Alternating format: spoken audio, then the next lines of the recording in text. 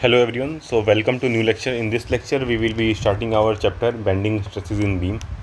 Okay, so now first of all I would like to discuss what are different terminology that are used in your this chapter. Okay, so before that, I think you should also know that bending stresses like uh, happen in the beam when if any beam is under any load. So if there is a presence of some bending movement, so due to those bending movement there will be some stresses that will be generating in your beam, and those stresses are called bending stresses. Okay, now first topic is some termino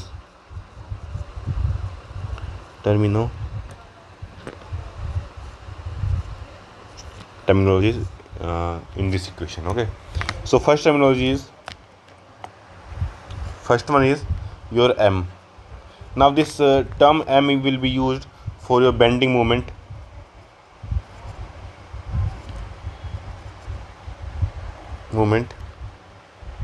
acting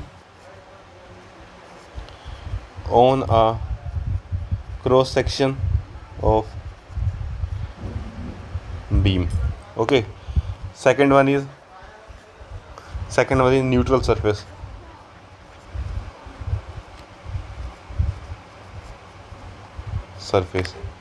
Now what happens that on bending there is surface whose dimension remains constant, surface whose dimension remains constant even after bending.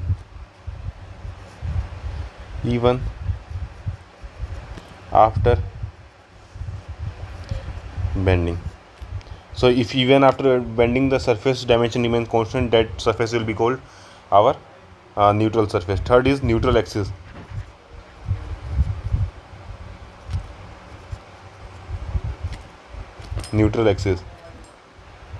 Now this neutral axis is defined as intersection of or line of intersection of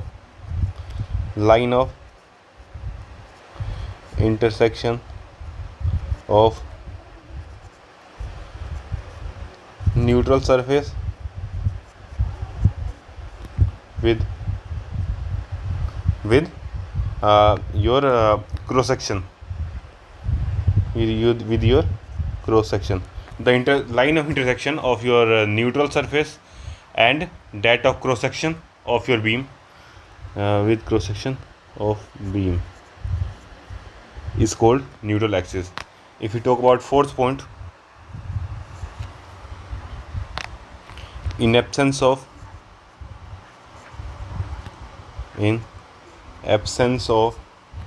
axial load, your neutral axis, that is Na, coincides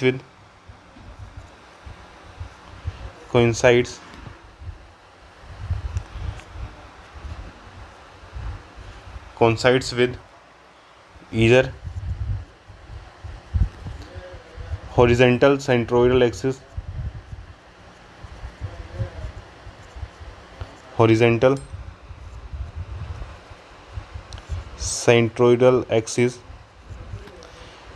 or VCA, that is vertical centroidal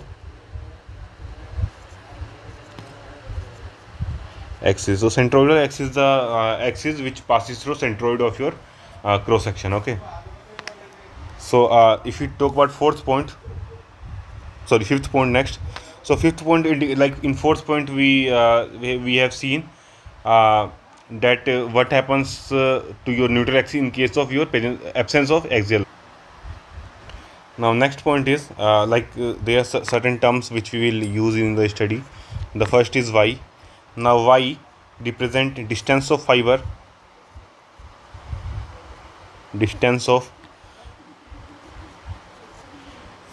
on cross section from neutral axis. Next point 6 is y max.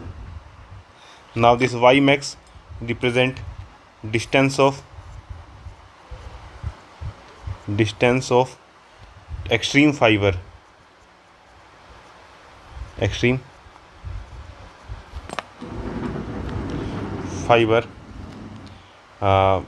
and if this extreme fiber is far away from the cross section, distance of extreme fiber from neutral axis. Now next, seventh point is our if we talk about moment of inertia about neutral axis, INA. So INA, this is equal to integration of y square dA. Okay, and this is also called our second moment of inertia, second moment of area, moment of area of cross section, or is also known as area moment of inertia of cross section, and both are about NA, about neutral axis,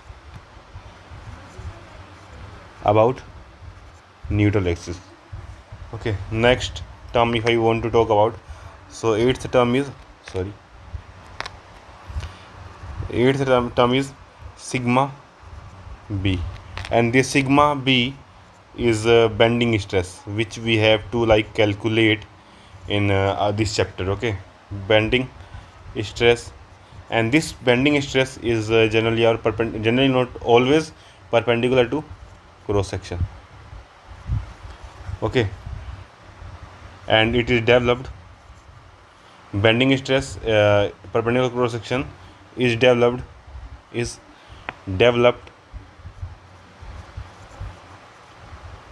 at a fiber located at y,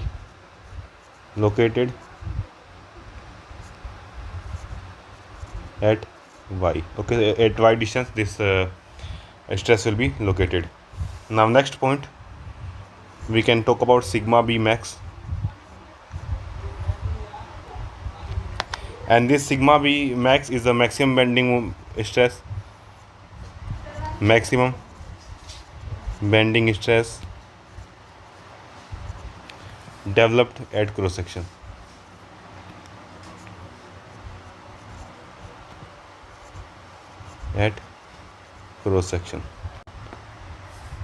So we will use this terminology and to study our next topic, and next topic this topic is simple bending,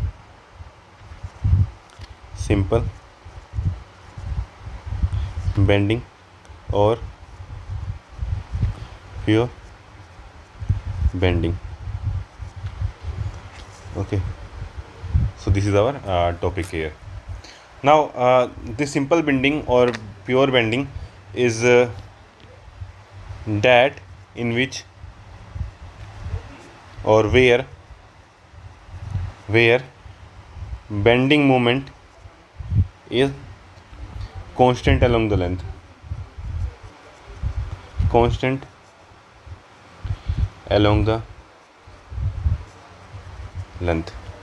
Okay, so here we will be drawing a diagram, assuming a loading diagram, and for loading diagram we will see which region is our pure bending. Okay, so let me draw it here.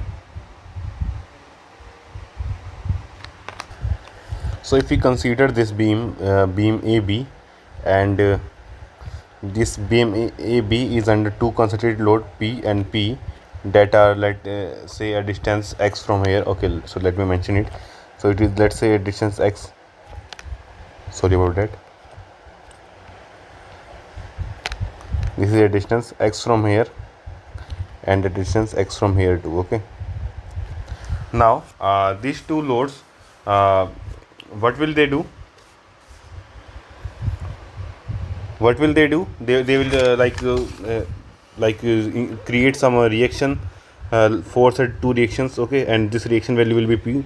We can calculate it. Okay, now if we draw SFD and BMD for this, let's draw SFD first. So if we draw SFD, we will obtain this shear load to be positive, So this should be positive, and it is positive till here. Okay, at this point the shear force will become 0. Okay, become 0. Okay, it will remain constant, and at this point it will become negative P.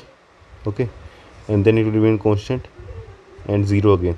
Okay, so here at this point our like if we talk about shear force, so shear force value is P, and at this point it is minus P, and value is positive here, value is negative here. Okay, or we can say that value is P and that value is negative. Now if I draw your bending moment diagram, so bending moment of this point can be determined as this. Okay, so up to this point the bending moment will like, since we can see here the shear force value is constant and positive, so our slope for bending moment will be positive and constant, and then here the shear force value is 0, so the slope should remain 0. Okay, and now from here again the slope is negative and constant, so it is here again. So this is our bending moment, and bending moment value is Px, maximum bending moment, and this complete value is 0, positive value. Now this is here 0 0 reference line, this is here 0 0 reference line. Okay, so if we see this, so this part where here where our bending moment is constant, this part is called our simple bending or pure bending. Pure or simple bending. Now important point, like for pure bending,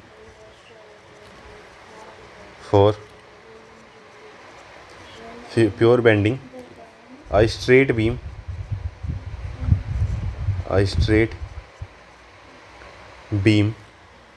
of prismatic section converts into an arc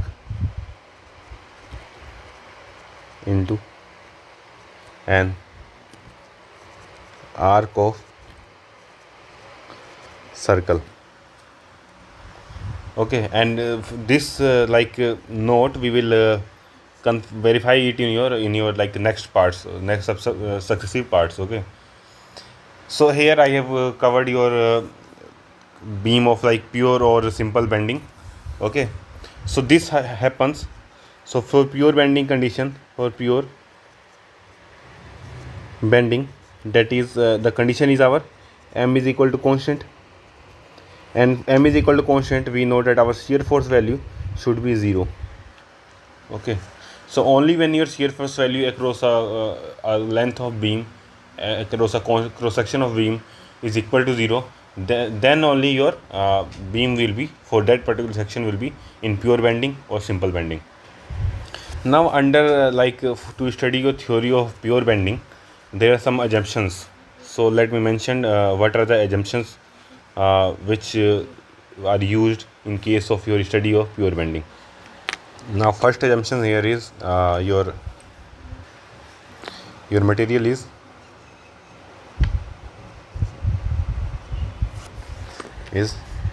homogeneous,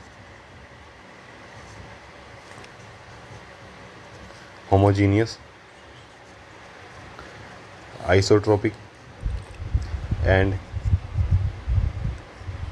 linear elastic, in which your Hooke's law is valid. Okay, second point is beam is straight before loading.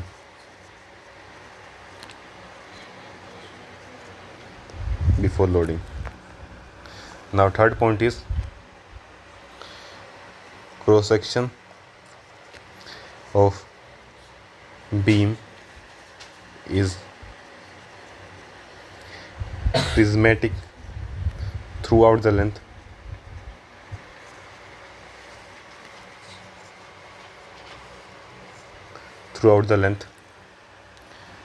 Fourth point we can speak is that is plane section, plane section before bending, plane section before bending remains plane after bending. What does it means? That your plane, like the plane you have considered before bending, should be plane after bending also.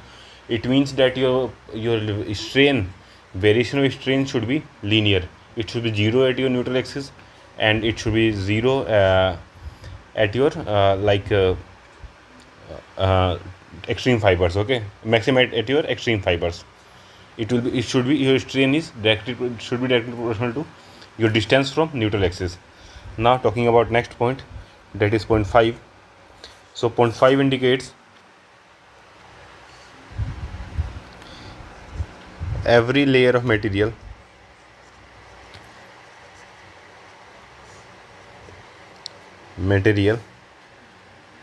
is free to expand,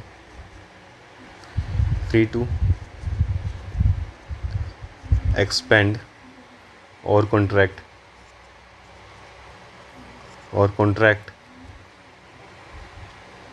either longitudinally or laterally under stress, and do not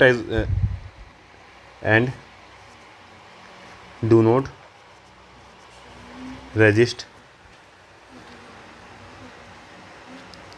on each other. Do not resist each other, or do not restrict, or do not resist or each other. Okay, do not resist each other. Now next, and here we can say from here that mu at or Poisson effect at interface or at joining section is our neglected. Okay, now next point, next assumption is like Young modulus value E value is same in tension and compression. Seventh point is, that is section of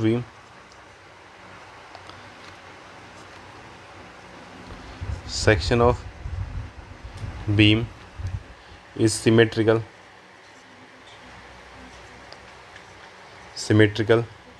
in loading plane.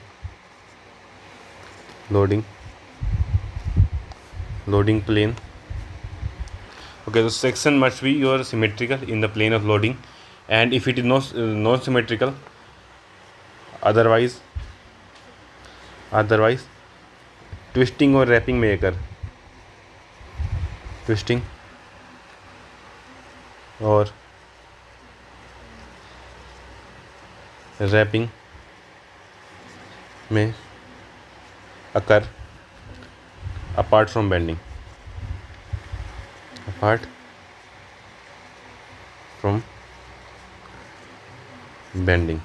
Okay, so your section of beam must be symmetrical where the load is applied. If like it is not symmetrical, then what will happen? Your beam will twist and wrap along with your bending, and the study will become complicated. So next topic we will study is our equation of pure bending.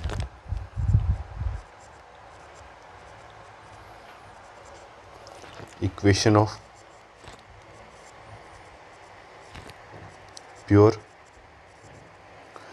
bending. Okay, so what happens that when we apply a bending load on a beam? So let me draw a beam first.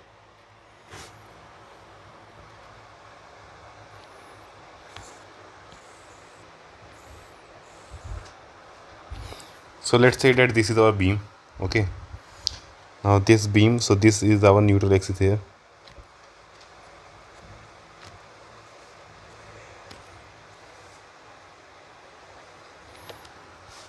Okay, and this is our neutral axis, that is ED. let's say ED.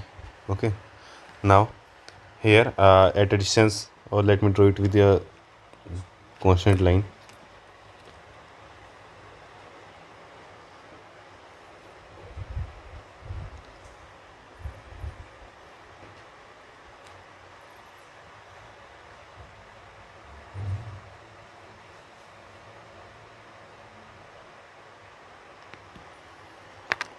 Okay, this is our neutral axis, that is our ED.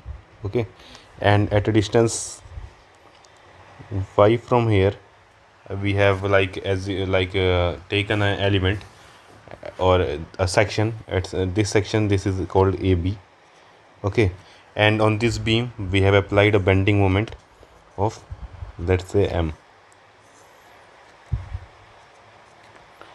Okay, and we can like also do here like this. So let's say that this element, we have selected a element, the element at the distance y,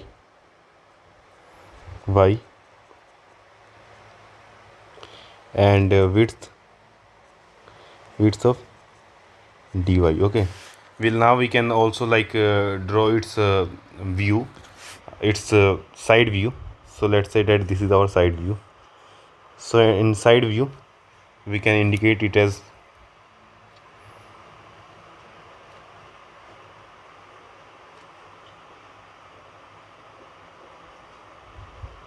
okay, so this is our neutral axis, or I can say that this, sorry, this is neutral axis, AD. Okay, AD is our neutral axis, and this here is our horizontal centroidal axis. Okay, and at a distance y from here, I have considered an element having a width of dy. Okay, let's say d is the width of this beam, and d is the depth. So this is our cross section area, or cross section area of the beam. Okay, now let me move it to the side.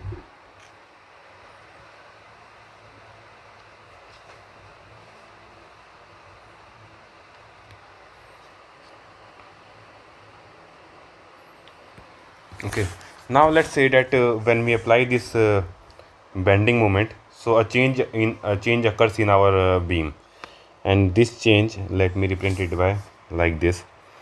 So let's say our beam, now after the bending it will look like something like this. Okay, and here if I say, let me proceed.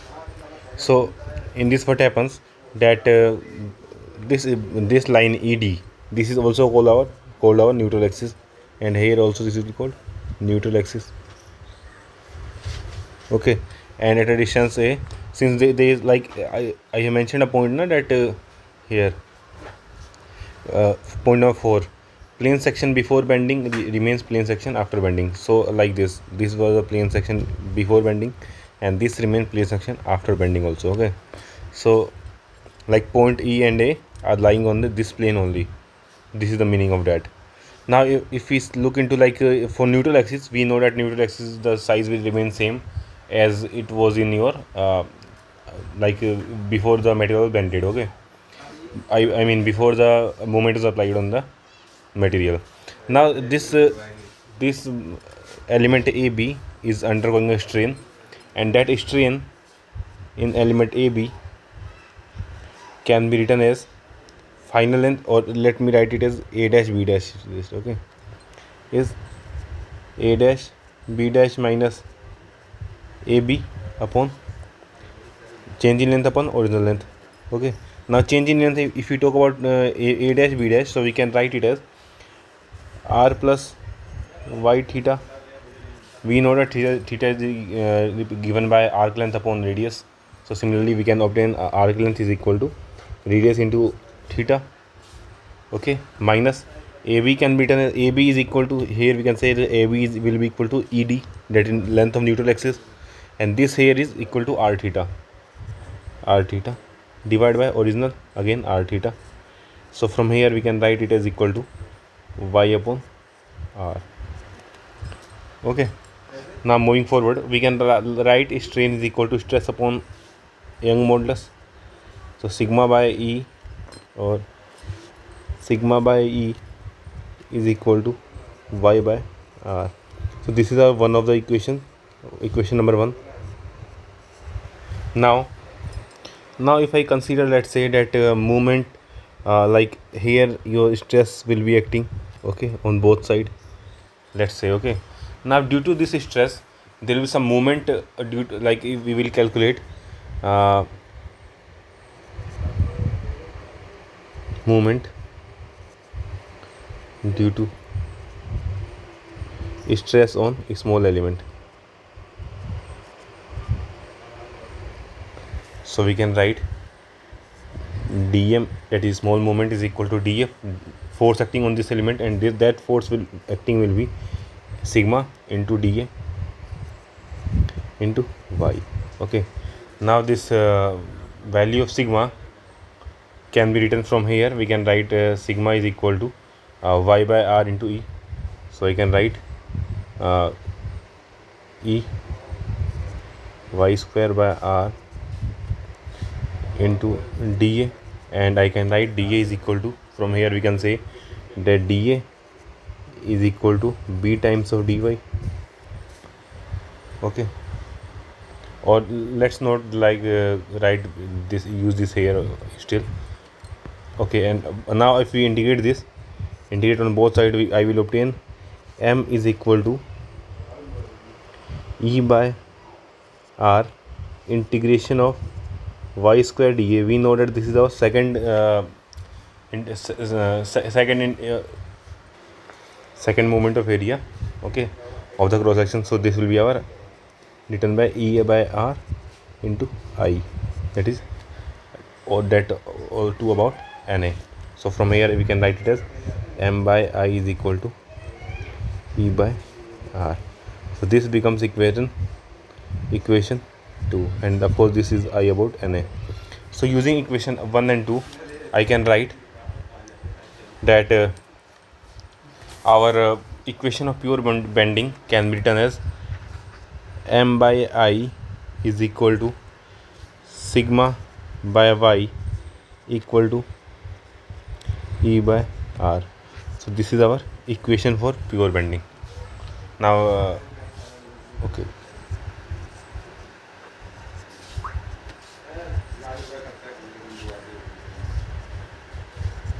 equation for pure bending. Now there are certain limitations for our analysis of pure bending. So let's look into limitations.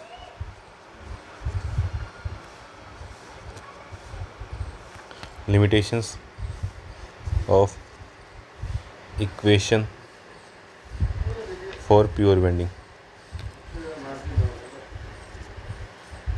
So if we talk about first limitation, so we know that this is only applicable for when our shear force is equal to 0 and dm by dx is equal to 0. Okay, this is our only condition. So in general what happens that in your beam there is always presence of both your shear stress and both your shear force and bending moment. So in case that both bending moment and shear force are present, this your analysis of pure bending is not applicable. Okay. In that case what we do, we apply this study at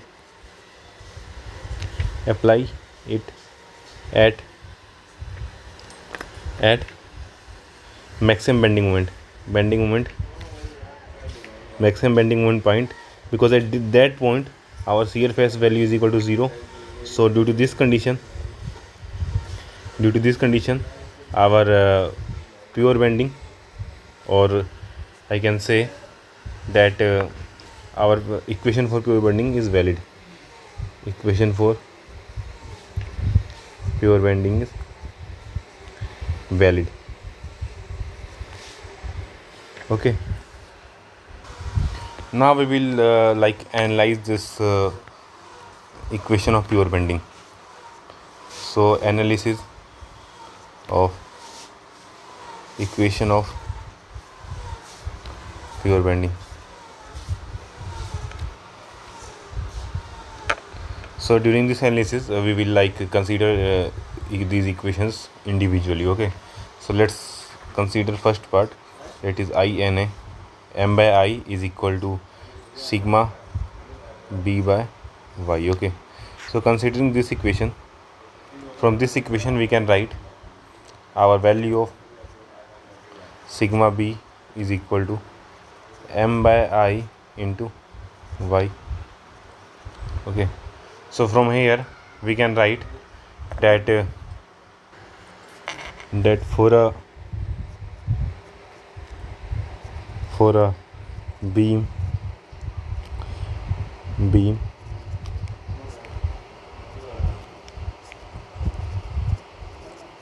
under pure bending,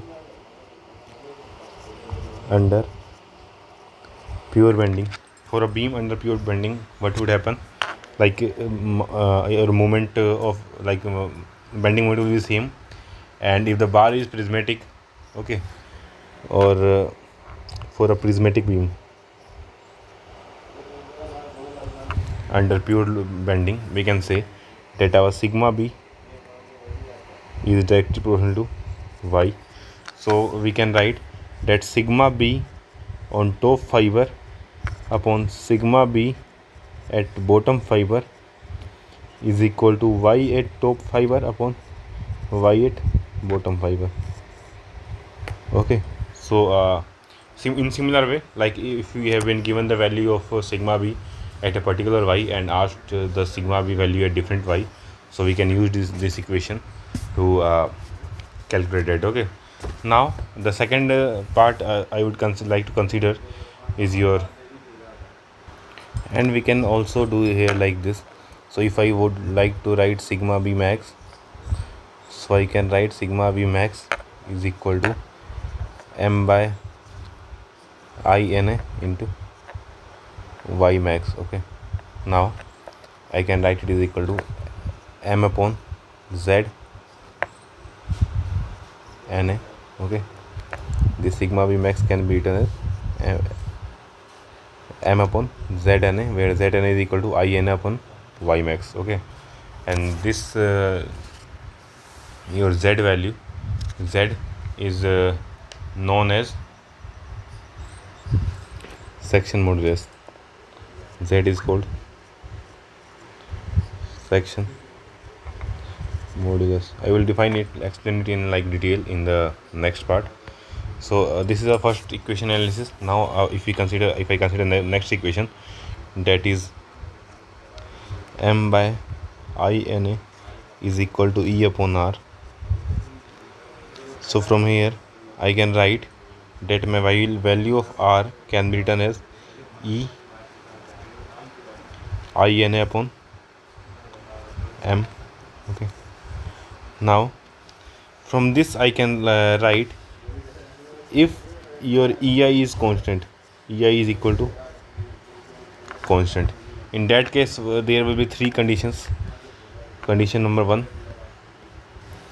condition number 2, and condition number 3. Okay, so first condition is your M is equal to constant. M is equal to constant. In that case what happens? In that case your R is equal to constant,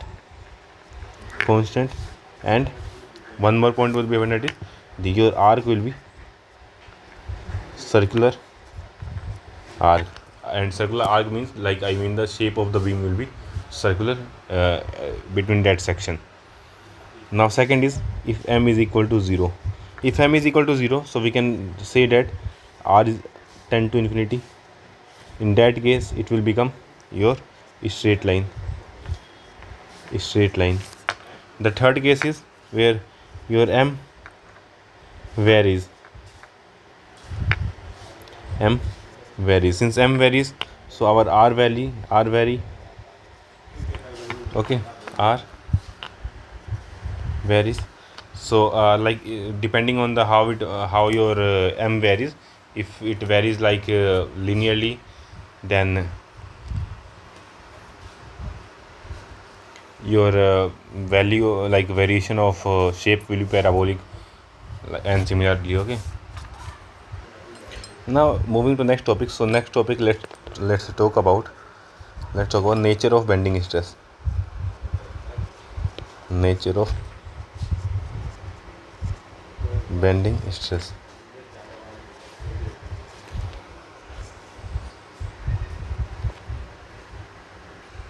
So for this we will consider two examples. First is our one is our simply supported beam, and the second one is your cantilever beam. So let's consider the first your simply supported beam. So let's say this is your simply supported beam. Okay,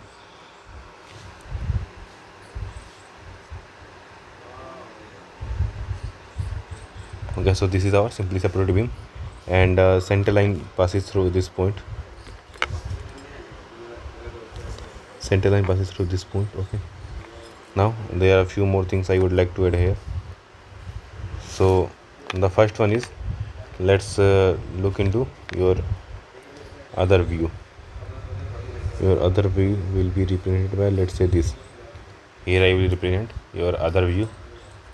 Now here I will draw your stress distribution, how the stress will vary from point to point. Okay, now the second example which I was talking about is your cantilever. So let me draw it along with these two. So let's say that this is a cantilever beam.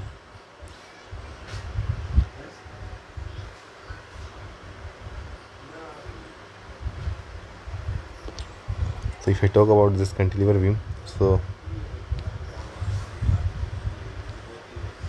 this is our cantilever beam. Okay, now of course this will be, here I will show the cross section, and this will be our stress distribution. Okay, now let me draw a center line here. This will be our center line. Okay, now let me apply a load. So let's say that load acting on this simply supported beam is represented like UDL. Okay, so let's say that this is our load acting on this this bar. Okay, as of course you know that this will be our neutral axis.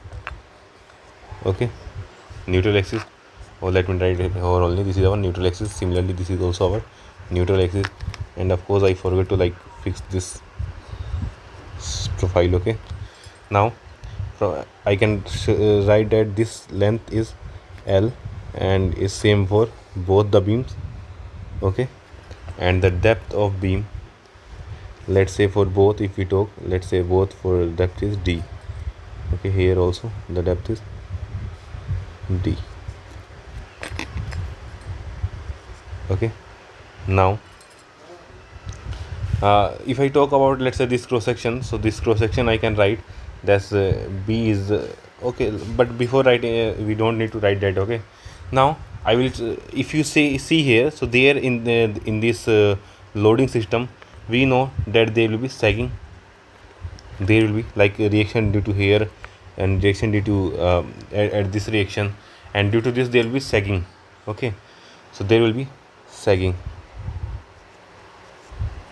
and for sagging we know that for sagging your bending moment value, but we don't need that still till now. Okay, from is let's look it like in this equation. So from here like I have written the y value in the downward direction to be taken, the y value in downward direction to be positive. Okay, so in upward direction it will be negative. From here I can say that our stress in the upper part will be compressive, or we can also say it like it is sagging. So in case of sagging, your bending moment is positive. Okay, and if you like substitute this bending moment positive, so we will write m by I is always positive, sigma by y, and if y is negative, if you move upward in this direction, so y will be negative, and if you move downward from neutral axis, so y will be positive.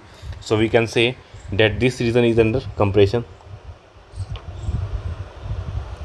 and this region is under tension. Okay, so if I would like to draw your stress distribution, so I can draw it like this. and I will show arrow on this side because this is our section and under compression. Okay, and similarly here it is under tension, so it would be like this. Okay, similarly here also, let's say that I have applied a load of point load. Let's apply a point load P here. Okay, so let's say that I will apply a load point load P. So here it will be hogging. Due to this point load, they will be hogging, and in case of hogging, your bending moment will be negative. So since bending moment is negative, so in case of your positive Y, so there will be compression.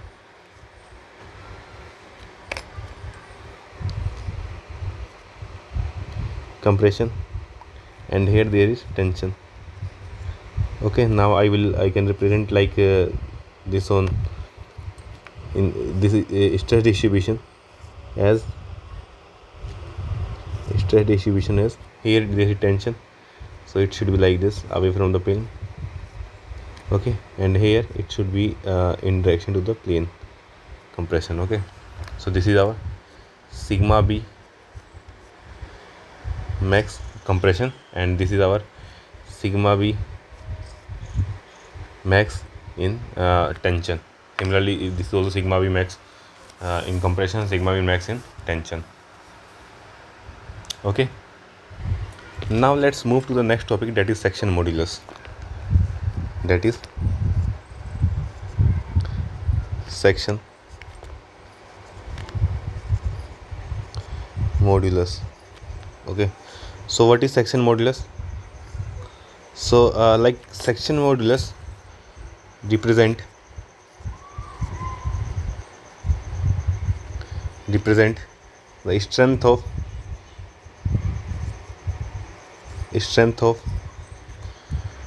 the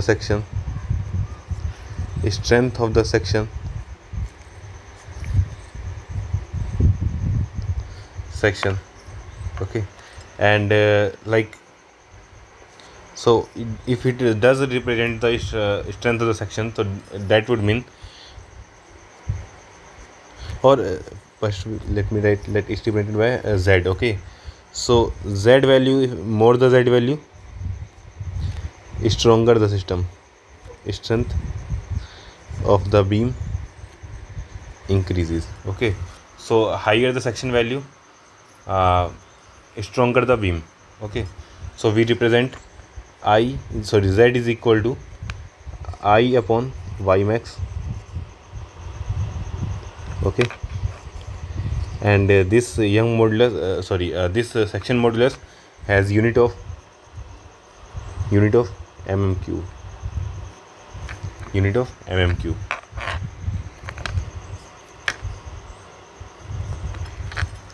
So we can write sigma max. So we write sigma max is equal to your m by I into y, or my max upon y.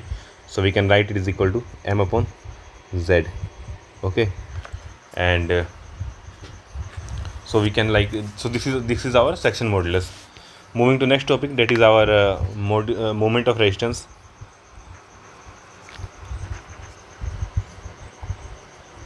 Moment of resistance. So moment of resistance is also written as MOR. Okay, so this moment of resistance is what happens during the bending. So there is a generation of bending stress due to the internal resistance. Okay, now if you talk about moment of resistance, so what happens that when a beam is subjected to a bending moment, so due to bending moment, bending stress is developed, and since there is a stress, there should be a resistance. The stress is due to your resistance offered by the section.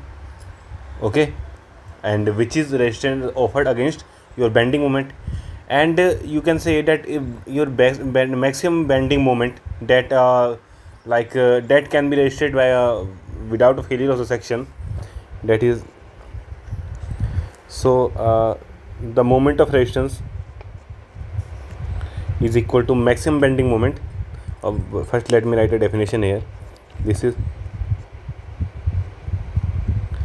maximum bending moment, or I can say a section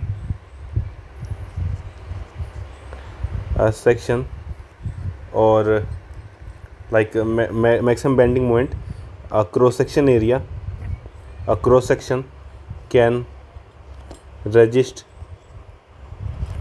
before before failure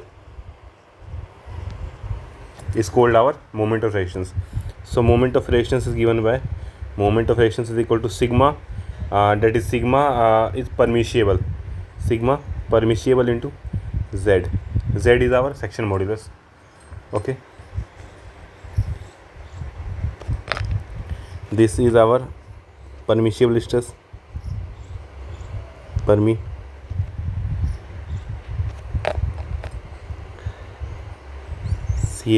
stress, and this z is our section modulus, section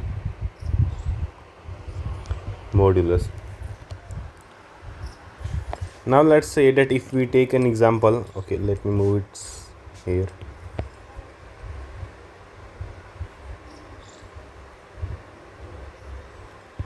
So if I take an example, and let's say that example is of your T section. So here let me draw a T section first.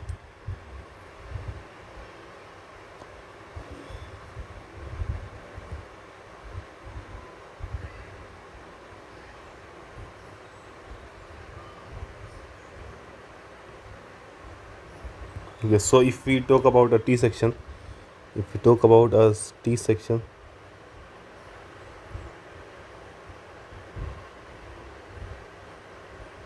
like this is our T section, and if we talk about T section, so let's say that will be our neutral axis.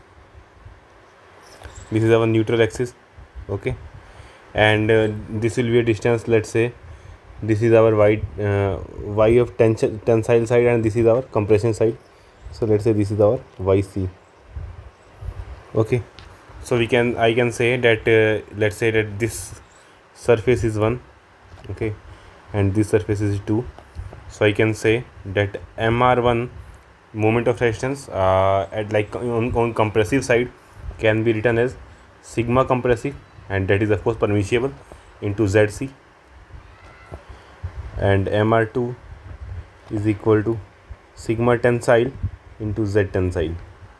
Okay, on both sides we have calculated mr values, but a moment of resistance values I can also write like mor. Okay, but here let's say mor or mr, both we can use. Okay, now our actual mr moment of resistance can be written as minimum of mr1 comma mr2. So minimum of both values will be our actual moment of resistance. Now there are some questions which are asked let's move to a next topic, that is strongest rectangular section,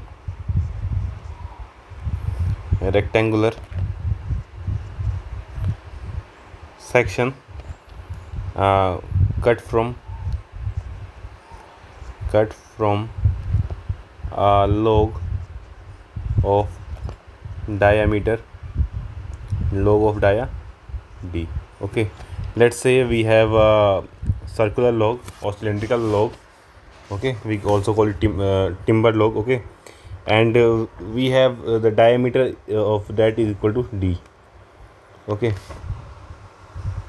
let's say that diameter is equal to d. So from here to here the distance is, let's say that this distance is d is the diameter. Now we have to remove maximum strongest section. Okay, let's say that maximum that a rectangular section is cut out from this. Okay, let me draw it first. Rectangular section is cut out from this, and it does have your dimension.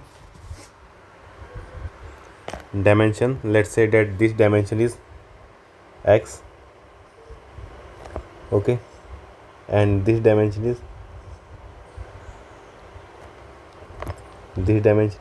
y. Okay, so let's say that the strongest rectangular section we have been like removing from this cutting from this log does have the cross section like xy. Okay, and so from this we can write that from property of right angle triangle, so we can write that d square is equal to x square plus y square. This is our equation 1. Okay, or okay, now next like we when I have like told you about section modulus, so I mentioned you that higher the section modulus, stronger the beam. Okay, so we have to like what you think is should be here your function. So your primary function should be, or your objective function should be, maximization of section modulus. Okay, so z is equal to I upon y max, and this I is along na. Okay, now I from this rectangular bar I can write that I na is equal to so we know that generally it is written as bh cube by 12. So here b is x, h is y, by cube divided by 12 into y max. Y max is written by y by 2, so y into 2. So from here we have obtained like z is equal to xy square by 6. This is our section modulus z. Now to obtain the maximum value of z, we should differentiate this z with respect to y. Let's differentiate with respect to your y, or we can also like first before that let's like convert it into a single entity, in terms of single variable. So we can write z is equal to x by 6. We can write y square is equal to d square minus x square. So from here I can write z is equal to d square by 6 into x minus x cube by 6. Okay, so now to obtain maximum for z to be maximum, what we have to do, we have to differentiate like substitute dz by dx is equal to, that is dz by dx is equal to 0. Okay, now from here we can calculate our dz by dx value to be, so here it will come out to be d square by 6 minus 3 into x square by 6 is equal to 0. From here I can find the value of x is equal to, or like let me complete it. So x square by 2 is equal to d square by 6. From here I can write my value of x is equal to d upon root 3. Okay, so this is the value of x. Okay, now similarly if I want to find the value of y, so I can use the equation d square is equal to x square plus y square using Pythagoras theorem, that is equation 1. Okay, now after using equation 1, so from here we can calculate y square is equal to d square minus d square by 3, that is 2d square by 3. So from here I have obtained y is equal to root of 2 by 3 times of diameter d. Okay, so this is our expression for x and y, and if your like block is like to cut out a maximum like strongest rectangular section from a log of diameter d. Okay, so I hope that you can do like whenever wherever there is such type of question that we have to remove like cut a particular shape from a particular given let's say that here it may be given that we have a rectangular log or rectangular timber, and from that we have to cut a circular timber. Okay, so find the strongest circular timber that can be obtained from your rectangular log. For that like we can also proceed for that. Okay, now after this we will like move to next type of like there is one more important topic here, not like concept, basically a concept, not a topic. So there are two types of square we generally use. So one with our like horizontal and vertical sides, okay, and okay, so let me draw it here. 3 by 3 square, okay, and another is, let's say we have a diamond, square diamond. So for that, what is that, like copy and paste. So let me show it here.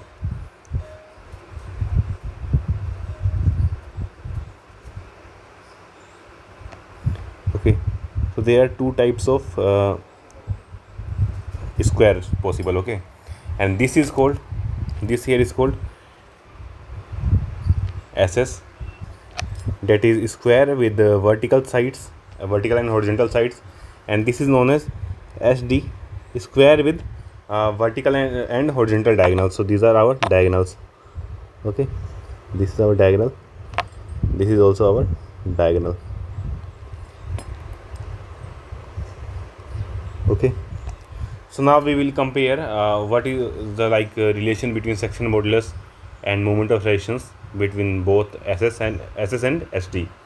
Okay, let's say that the square has the dimension A. Square has the dimension A.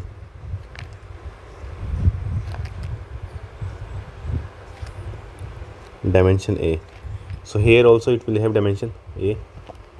Okay, and since it has dimension A, so we can say that this dimension here, from this point to this point, or sorry,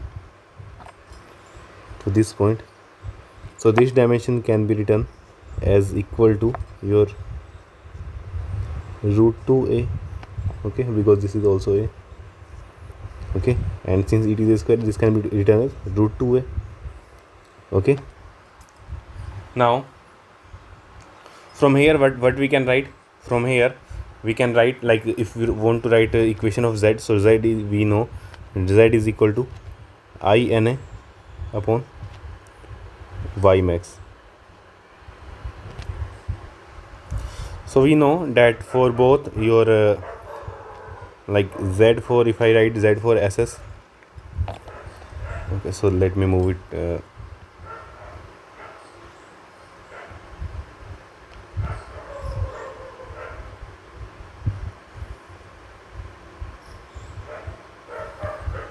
okay, so here if I write what is the relation. So here z of SS is written as I, so I of square is written as a की power 4 upon 12, a की power 4 upon 12 into y max can be written as here a by 2, okay. So from we can get z SS is equal to a cube by 6, okay. And if I look into z SD, so that inertia, that is area moment, can be, it will be written as a की power 4 by 12, a की power 4 by 12, and y max here can be written as, so here it was a by 2 because, like, say this was our neutral axis, okay, but in this case this is our neutral axis, this will be our neutral axis, and the area length, like the top fiber y maximum here will be root 2 by a divided by 2, okay, root 2 by a divided by 2, so this will be our a by root 2, okay, and this can be further written as z SD can be written as a cube upon 6 root 2, okay. Now let's say if I want to compare both these ZSS and ZSD, so I can write ZSS, this ZSS is equal to root 2 times of ZSD, okay. And like if I write in terms of your moment of resistance, so I can write moment of resistance of SS is equal to root 2 times of, or I can write it as 1.414 times of moment of resistance of SS, okay, okay, or let's write it as 1.414 also, 1.414, okay. and let me write from here, like if we compare both these, so I will get ZSS is equal to root 2 times of ZST. Okay, so what does this equation represent? This equation represent that SD square with vertical and horizontal diagonals is I square with vertical and horizontal diagonal is 41.4% more stronger SD. This is, so this is our SS square with straight so vertical and horizontal side is 41.4% more stronger than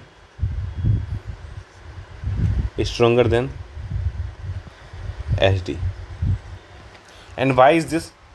Why do you think this happens?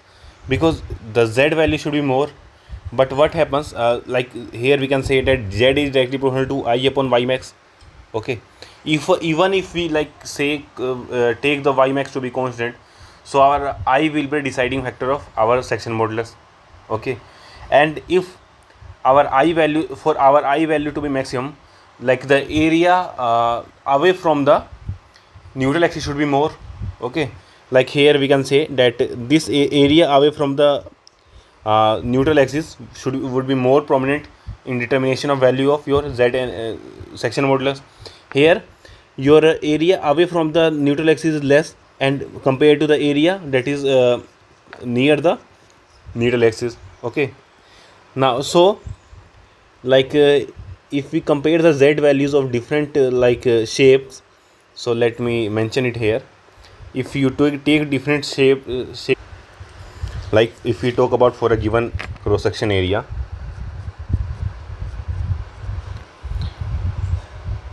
for a given cross section area, if I talk about a given cross section area, so I can write it as your Z of section modulus of I bar is greater than section modulus of T bar, that is greater than your section modulus of rectangle with vertical side longer is greater than Z of that of your square. Okay, and this will be, or let me write it as square. Oh, okay, drawing was good earlier. Okay, square is greater than Z of circle. If you talk about circle, okay, is greater than Z of your rectangular, like horizontal rectangle, and that will be equal to your Z due to SD. Okay, sorry. Okay, so this is our relation of section modulus. Now let me make something.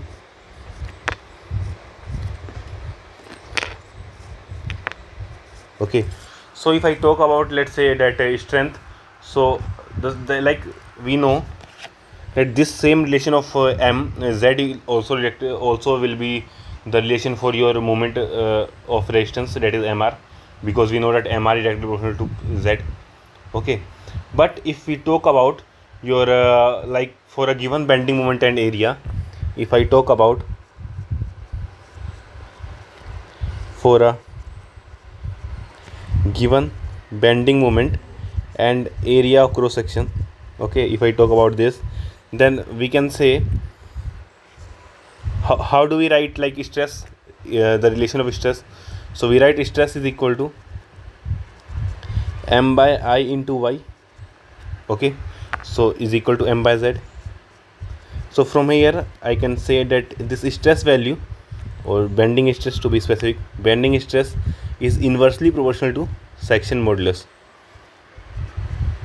Okay, and this point should be clear. Now for this we can write from this expression that if the section modulus is higher, the bending stress should be low. Okay, so if I want to write the relation for bending stress, so I can write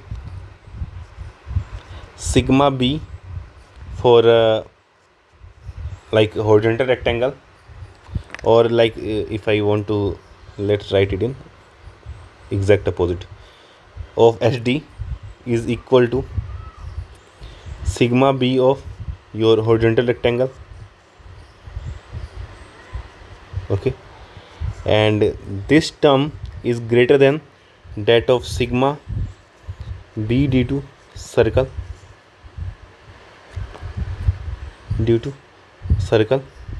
okay, this is greater than sigma b due to square is greater than sigma b due to your vertical rectangle.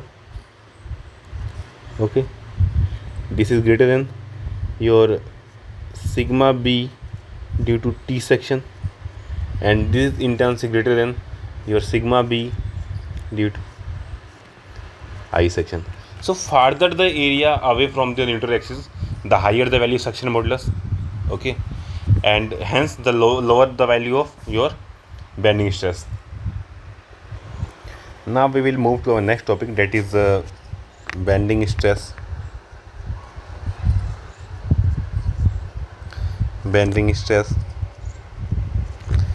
In axial loaded beam, axially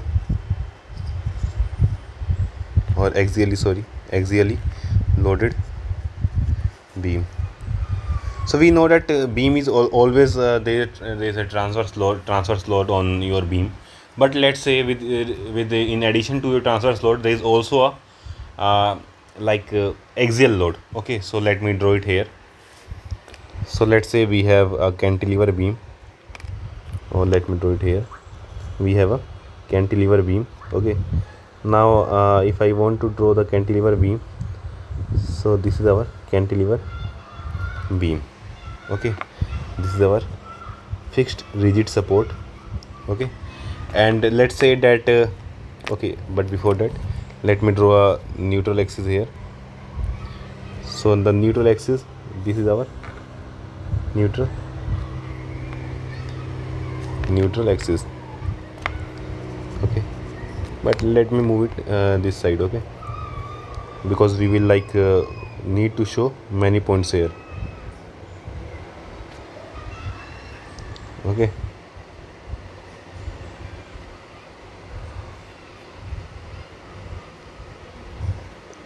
sorry about that. Okay, this is our cantilever beam, and this is our neutral axis. So let's extend it to end.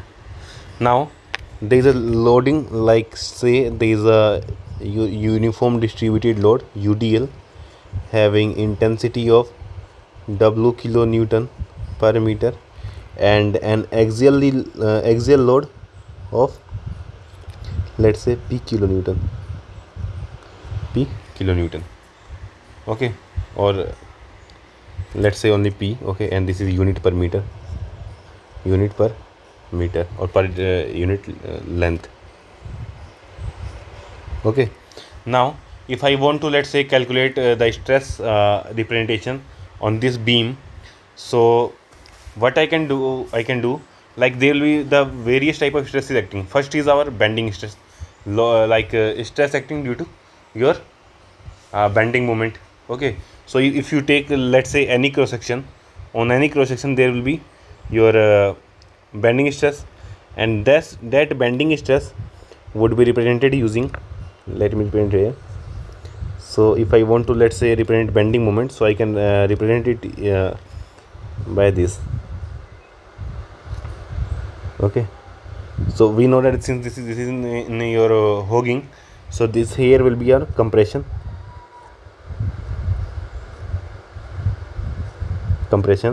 and here this is our tension.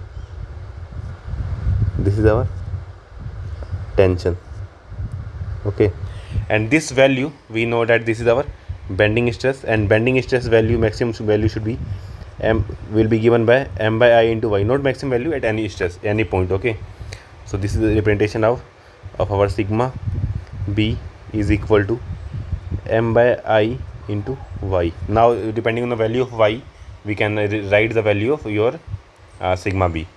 The second stress, psycho stress, that is acting here is given by your like this due to your axial load.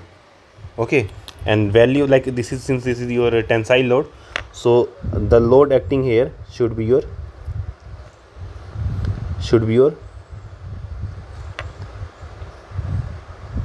like tensile load. Okay, here should be your tensile load. So this load is acting on tensile. Okay, now this, let me draw it here first. So for this I can write that sigma axial is equal to P upon A, or let's write it small a. Sigma axial is equal to P upon A. Now this here is our bending stress distribution, bending stress. Okay, and this here is our direct or axial stress. So let's write it axial or direct stress. Now the addition of both these will act on our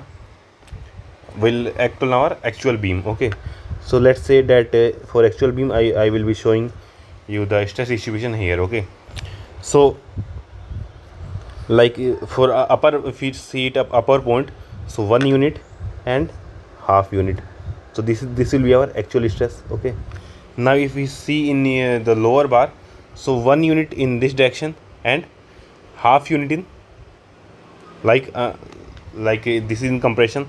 So this is our, this can be written as our minus, so this should be like 1 unit minus and half unit positive, so this should be half unit negative. Okay, so sorry about that. So this is our compressive load acting here. This would be like this. Okay, I hope you understood this point. Now in this case, if you look into this case, this new point is our this is our new neutral axis. Okay, resultant neutral axis. This was our original neutral axis. Now this shape, this final shape, like if I have like taken half unit, let's say this might have been like equal to this. Okay, and maybe more than this, so the shape may vary. Okay, so this shape might be like this. Okay, let me draw a few more shapes here to indicate this. Okay, first let me create some space here.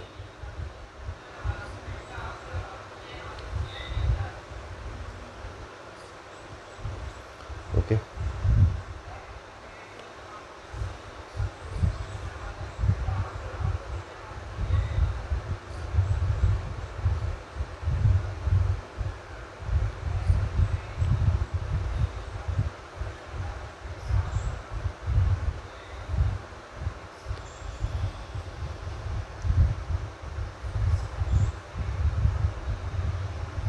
so let me draw like one here and another one here. Okay, or let's see that if, let's say that it might be like this, like it may be equal to 1 unit. Okay, total 1 unit, and it might look like, sorry about that, it might be something like this.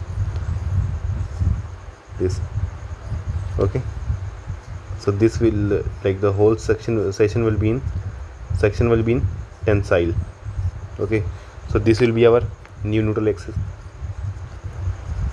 Okay,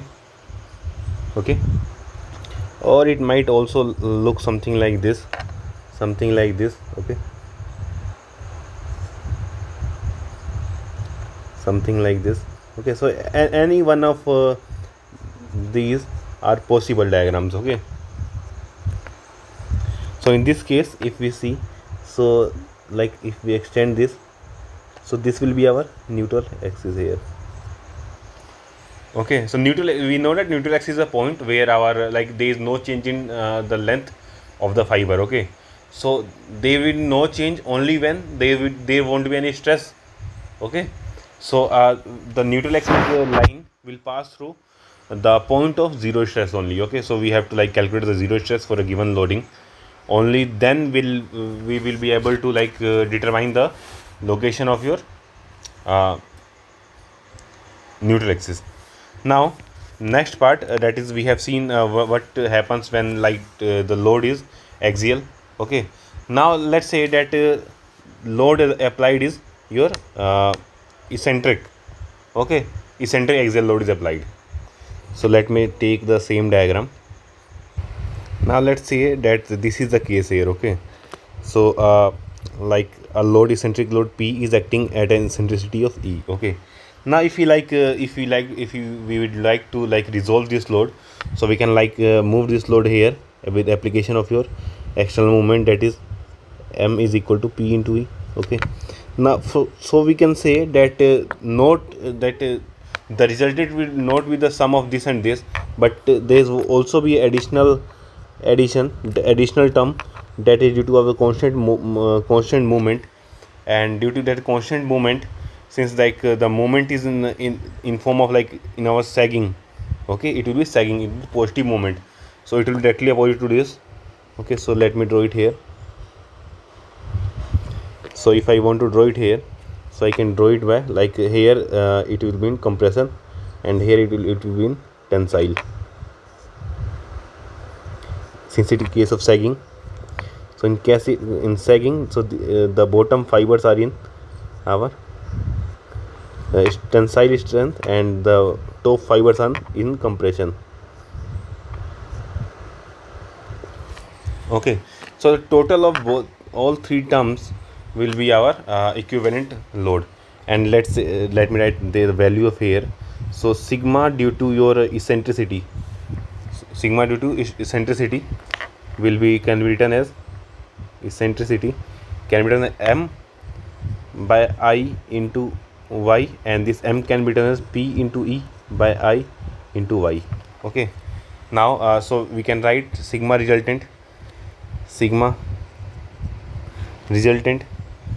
is equal to plus minus M by I into Y.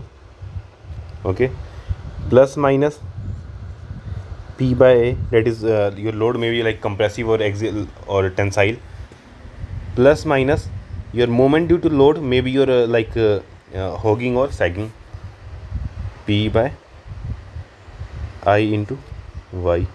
So this is our resultant load. Okay, let's say that this like gives out to be resultant to be, let me draw it here. Let's say that resultant is this.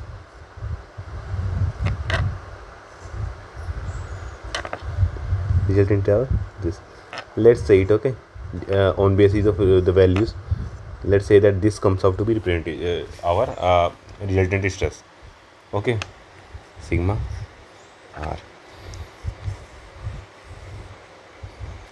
Okay,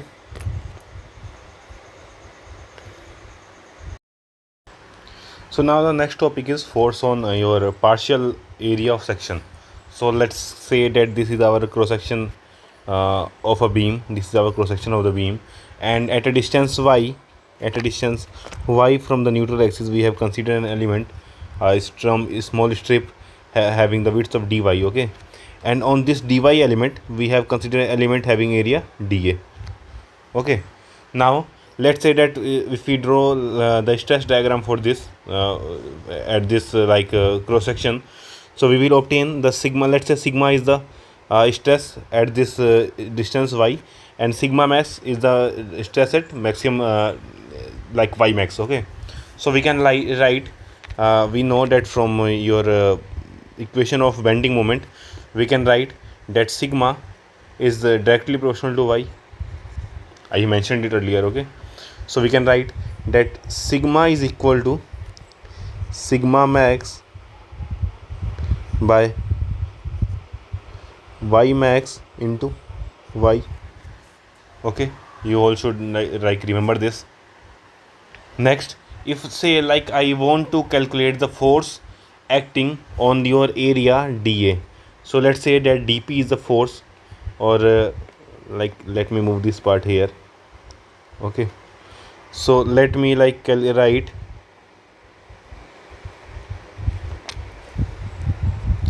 so this I am talking about is the force on elementary strip, and this is given by dF.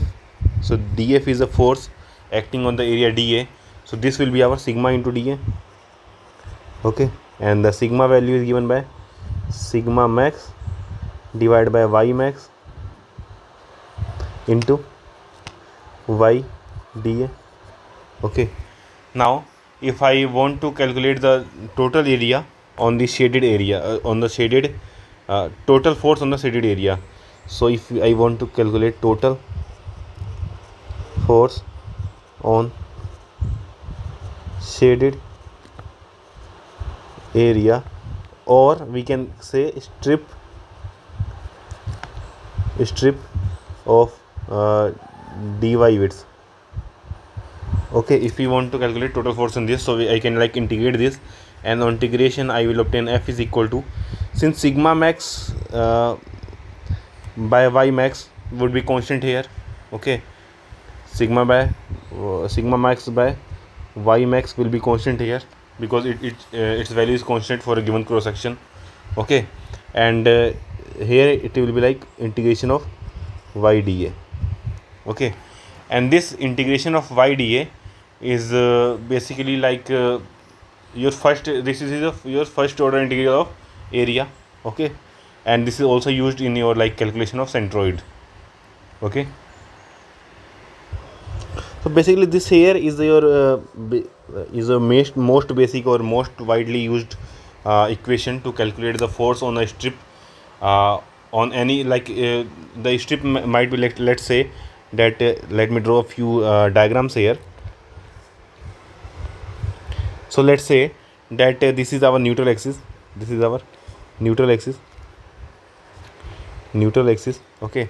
Now the element like the strip might be like in any way. Okay, let's say this is our strip 1. It may be asked that you have to calculate F1. Okay, it might be asked that you have to calculate the load on F2. Let's say this is our element 2. Okay, it might be asked about to calculate the load on element 3,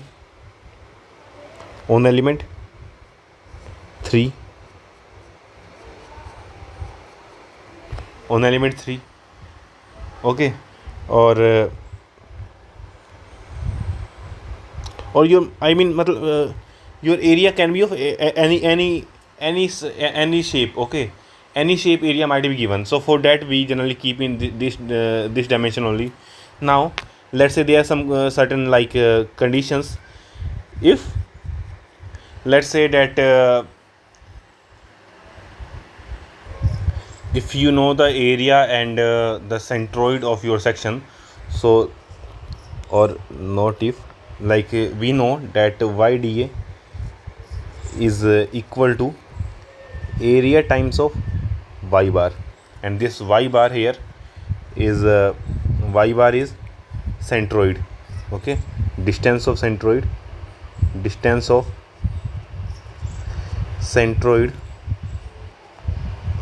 from neutral axis. Okay, this is y bar is the distance of centroid from neutral axis, and A is the shaded area of shaded portion.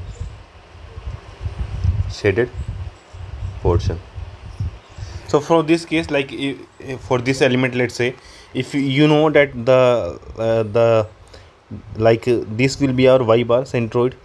Okay, this distance plus half of this distance will be our y bar, and if you know the area of this strip, so you can directly like substitute the F is equal to, you can directly write F is equal to sigma max by y max into a y bar. So this is relation you can directly use. Sure. Now moving to next topic. Next we will look into how to represent the bending stress distribution in your composite beams. Okay, so let me start.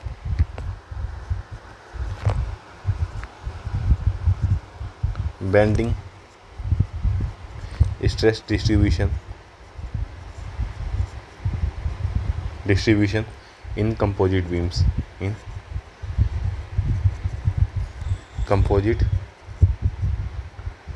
beams. Okay, so we have to calculate the bending stress distribution in composite beam. Now composite beam can be of two types. The first type is first condition is is firmly joint.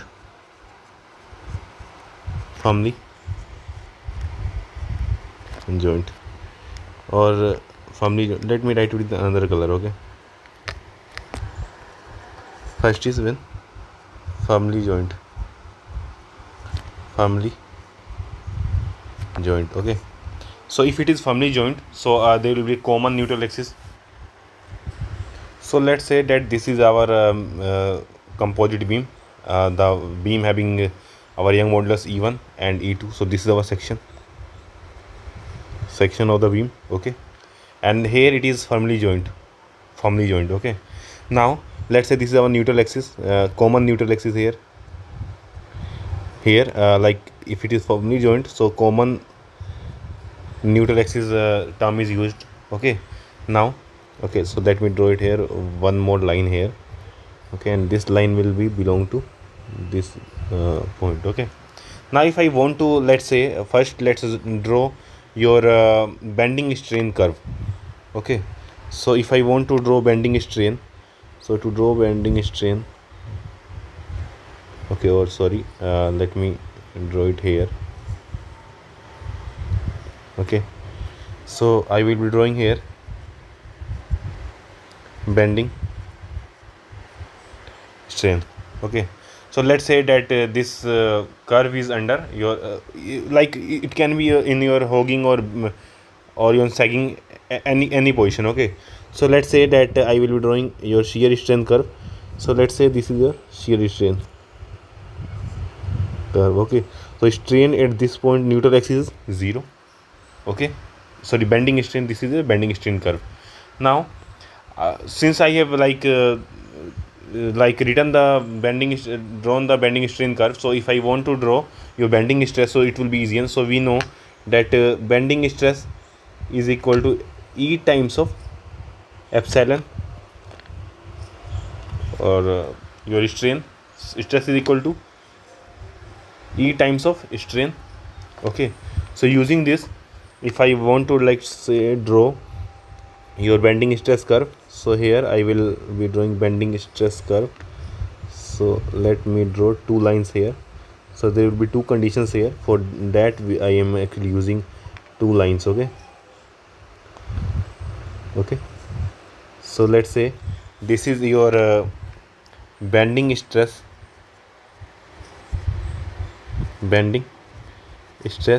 and condition here is our E1 is greater than E2. Okay, and second is also bending stress, and condition here is E1 is less than that of E2. Okay, now let's say if I want to draw your bending stress. Okay, so since E1 value in this case is greater, so stress value should be larger, okay, then compared to your E2. So let's say this is our sigma, this is our stress E2 E1. Okay, now of course there will be decrement. Okay, because the stress value is decreasing, our strain value is decreasing. Here the strain value is this, so this is, let's say this is our stress value. Okay, but when it come to material, this like this is in this material at this position, this is here. Okay, now if I come to this point, so I can say that although the stress value is same, strain value is same, but our E value changes. E value is less now. If E value is less and strain is even same, so stress should be less. So let's say this is our strain. So this was our sigma in 1. Okay, so this is our sigma in material 2, or with epsilon 2. Okay, Now from there, like I can again do the same thing. Sorry about that.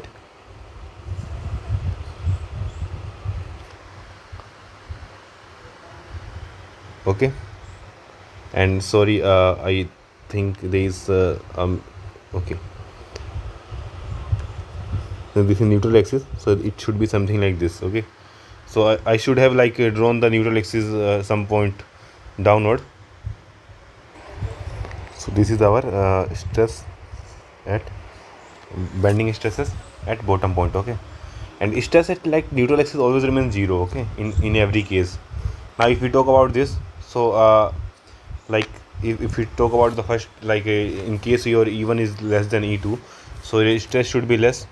So let's say that in this case also the bending stress here is same.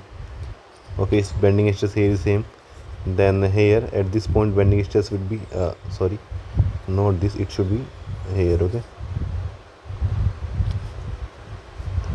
okay, something like this, or let me draw it more thorough. Okay, so let's say this is our bending stress bottom. Okay, and this is value of your sigma 2.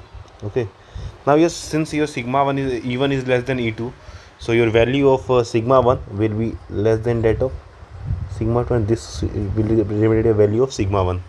Okay, and again here will be your value of like stress at the top fiber.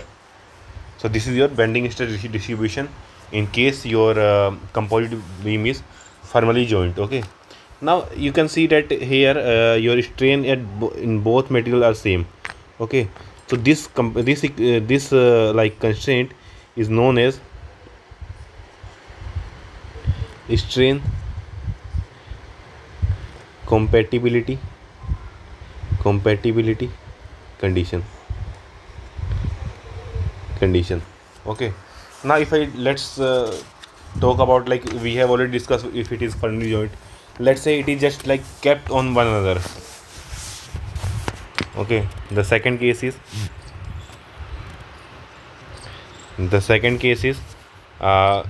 without any bond,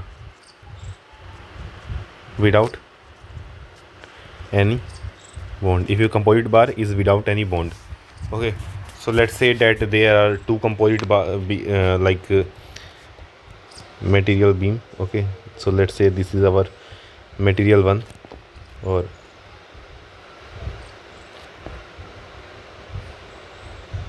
okay, sorry about that.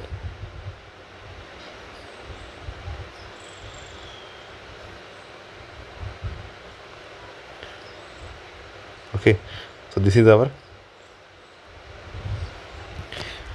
material 1, and let me draw material 2 also.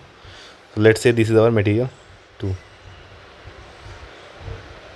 this is our material 2. Okay, so this here is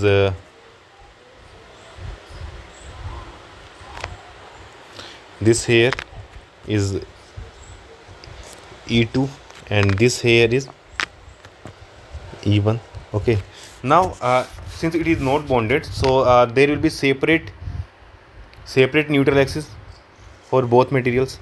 Okay, so this will be your neutral axis for 1, and this here, my friend, will be your neutral axis for second material, neutral axis for 2, second material. Okay, now if I want to let's say draw your shear stress diagram. So first let's draw your strain diagram. Okay, what is bending strain diagram? So like both beams here will act independently here.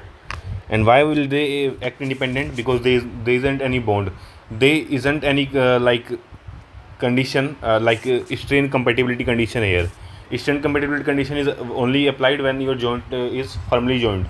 Okay, when it is bonded, since there is no bond, so the joint won't move, like behave as a single joint, it would act as a different joint. Okay, so let me draw it here. So let's say that this is our strain in this condition, and again strain in okay, this we are talking about. Up to this point we are talking about material 2 1, and after this point we are talking about material 2. So this is our bending strain. Okay, now if I want to draw bending stress,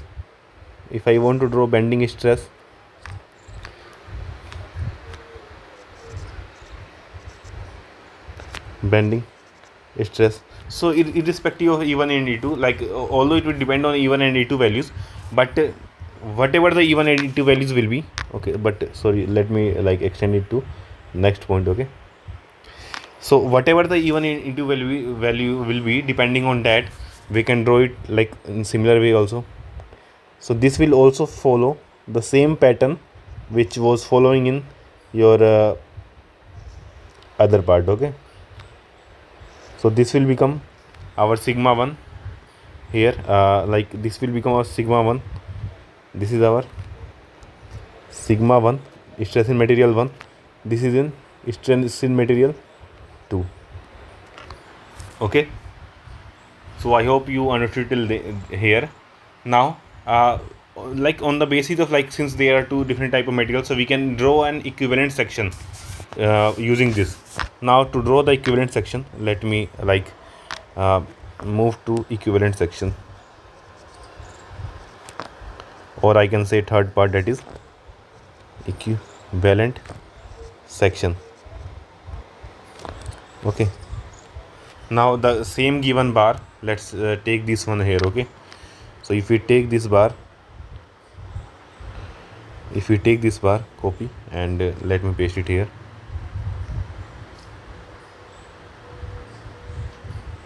Okay, so if we use this same bar, so this bar can be represented in different ways. So let me tell you what are different ways in which this bar can be made.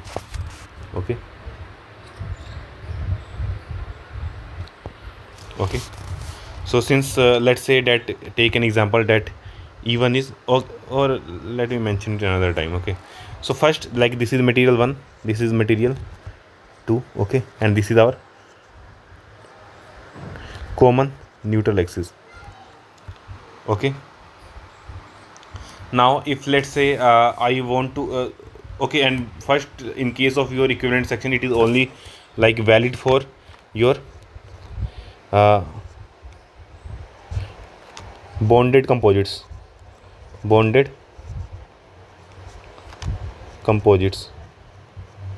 Okay, so we know that in case of your bonded composite, your strain, let's say at distance, this is okay, so I mean at junction, your strain, let's say this is point A and this is point B. Okay, so we can say that strain at A will be equal to strain at B. Okay, so we can write your like strain can be written in terms of your stress as sigma A by E1 is equal to sigma at B by E2. Okay, so from here I can write sigma, that is sigma A, or like sigma that A lies in point in your 1 and B lies in your region 2. Okay, let's write sigma A only. Okay, sigma A is equal to E2 by E1 times of sigma B. Okay, so from here we can write E2 by E1 is equal to, let's write it is equal to M. So I can say that sigma A is equal to M times of sigma B.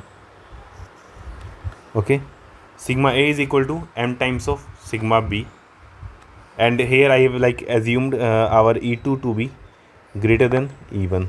So this is the M value, we generally take it more than 1. Okay, also although it like if it even it is like less than 1, it won't make any difference, but if we define it M to be modular ratio, modular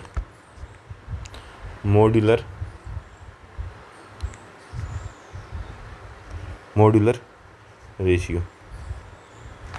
Okay, modular ratio. Okay, so since it is a modular ratio, so like if so let me draw it here first. So here I have assumed condition that E2 is greater than E1. Okay, like if E1 is greater than E2, then our M value will be E1 by E2.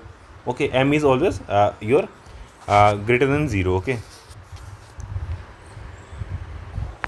now let's say that B was the initial like width of your beam. So we can write this M value equal to E2 by E1. Okay, so from here we can write E2 is equal to M times of E1. Okay, so if we want to like convert this figure into like in terms of let's say in terms of your figure 1, so like this is E2 is equal to M times of E1. Let's say we want to like convert your figure in terms of your E1 only. Okay, so in case of E1, so this is given, this this part is our E1 already. Okay, this one is our E1 already. Okay, but this part 2 will become M times of like E1. E2 will be converted to M times of E2, so its dimension will also become M times that of B2. So M times that of B2. So this is our relation. Okay, let me like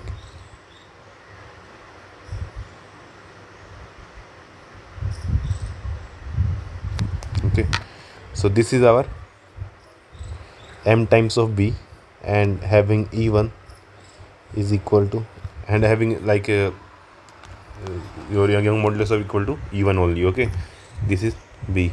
So using this relation, okay, so whenever you're like given with your composite section, so you have to like convert first it into your equivalent section, either in terms of E1 or in terms of E2. Let me draw it in terms of E2. So in terms of E2, your this section is provided. Okay, so this section is in terms of your E2. Now from here we can say this is, since this is E2, so we see that E2 is equal, or E1 is equal to E2 by M. So your like your width will also be M times. So this is our also become E2, but your width becomes like B by M. B by M, since like E2 is equal to E1 by M, similarly B1 is equal to B by M. Okay, and here this remains equal to B. So this is our concept of equivalent section. Now next topic we will be studying is flitched beam. So topic is flitched beam. Okay, so flitched beam is a beam which consists of your like wood plus steel. Okay, so there are two types of flitched beam. So first is our like top and bottom flitched, top and bottom flitched, bottom flitched. Okay, so in this let me draw a diagram for this. So let's say this is your like this is your beam cross section. Okay, and here in like upper and lower section, so let's say this section is steel. Okay, and this section is also steel.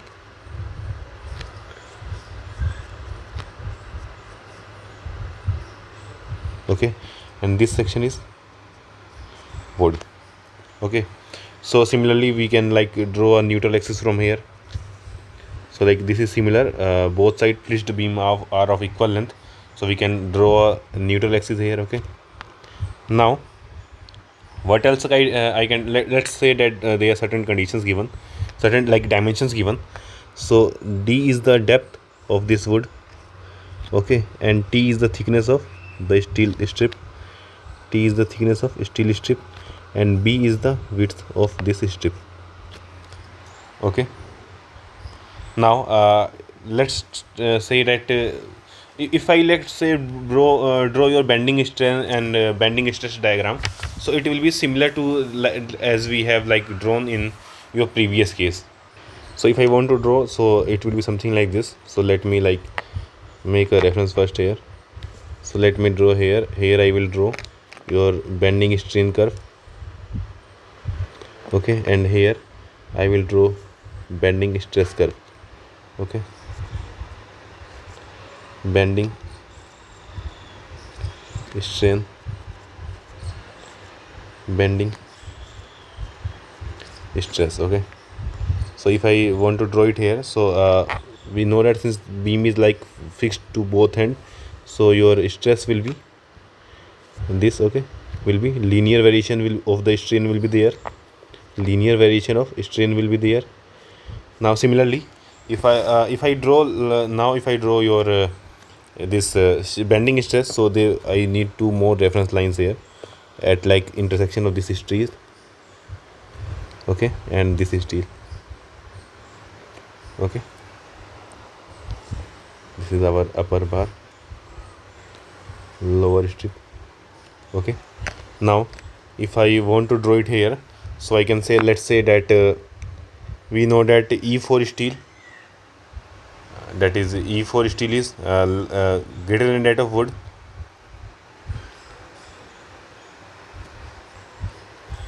So our stress value will be more. Okay, so let's say, okay, sorry about that. So this will be the, let's say this is the stress value of your wood at top. Okay, now this there is a variation, and here we obtain stress value of wood. Sorry, this is, sorry about that, this is our stress at steel. So this is because this is strip, this is our stress obtained at in junction in the strip in the steel. Now for the wood we have that lower value of your E. So for that, let's say this is our sigma wood. Okay, or let me draw it up to this point.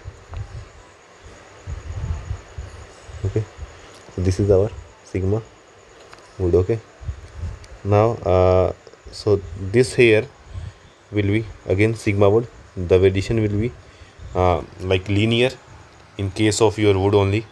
Now from here I can draw it like this. So this is our sigma in steel. Again back to square one. Okay, so this is our bending stress variation in case of this your top and bottom finished. Now to solve this we have two methods. Okay, so we will see both methods here. Okay, so there is a method 1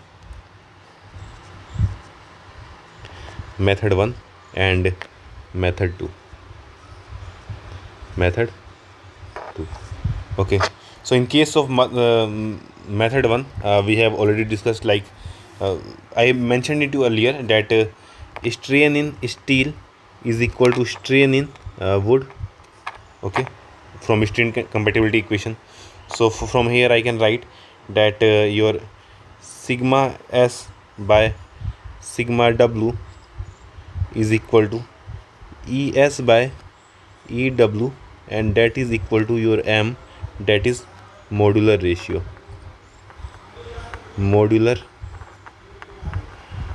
M. Okay, so I can write that sigma S is equal to M times of sigma W, or like sigma W is equal to sigma S by M. I can write anything from here. Okay, so I will discuss method 2 after this. Okay, so this so after this what we can do, like we can write total moment of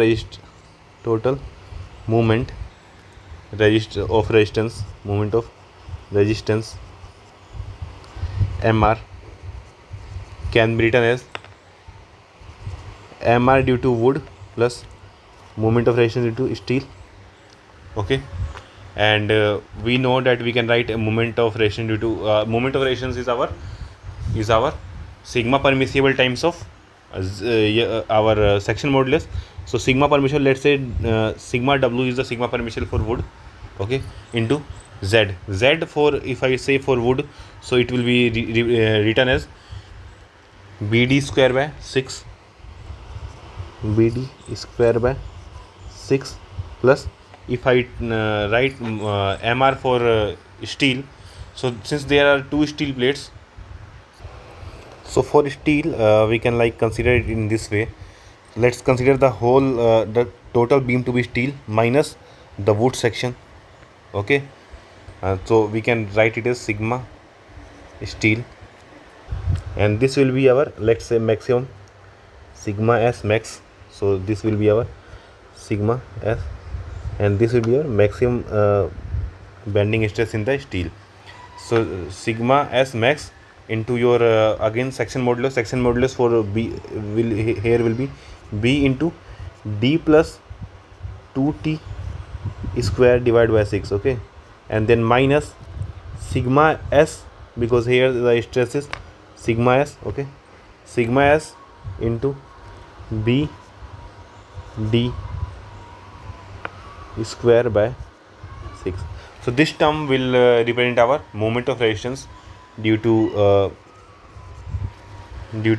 your top and bottom flitched composite beam. Okay, now if I talk about method 2, that method 2 is our equivalent section method.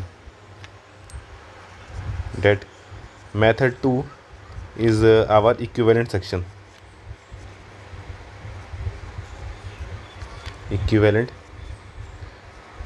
method. Okay, so let me draw it here. So this is what we have used in your last example. So method 1. So this was our beam, and if I want to like convert it into your equivalent beam, so we will use this same relation, ES by EW is equal to M. Okay, now let's say that our steep so let me draw the equivalent sections here. Okay, equivalent section here. Okay, now this is the equivalent section, sorry about that. This is the equivalent section, this is the equivalent section here. Okay, so here like this is converted into your wood section. So this is also of like this width will become m times of b. Okay, and this is totally our wood. Okay, made of wood. Now if I talk about a steel section, if I want to convert it into a steel section, so our these two b will remain same. Okay, these two steel strips will remain same. Okay, now I can okay, and this wood will be like width of this wood strip will be b by m. Okay, and steel strip will be, and this totally is in our steel section. Okay, so our moment of resistance can be calculated in terms of wood or in terms of your steel, any one. Okay, so let me write here. So moment of resistance in terms of wood can be given as this relation, and moment of resistance in terms of steel can be given like this. Okay, so let me write it here. So if we talk about wood, so here we will obtain certain sigma wood maximum, okay, into z, and z can be written as sigma w max into z. Z can be written as for if we talk of this complete section of wood, so we can write it as, like, if we complete this whole to be a whole rectangle having width mb and depth t plus 2t, so I can write it as mb into d plus 2t square divided by 6. Okay, minus this leftover section. So leftover section have width mb minus b. This is our b, so we can write it as your mb minus b, and depth is your d square divided by 6. Okay, so this is our moment of resistance in terms of wood. And if I talk about in terms of steel, sigma steel into will be also maximum into Z, okay, and can be written as sigma steel and maximum value, and Z for this can be written as like if we consider total portion, so this width is B, okay, so it can be written B into D plus 2t square by 6 minus, now this section will be, this leftover section will be our B minus B by M, this is our width, okay, and again like our depth will be D square by 6. So this is our stress in terms of moment of resistance in terms of your steel only, okay. So this is how we do for our top and bottom flitched composite beam. Now if I talk about like no top side flitched beam, so the second part is side flitched beam.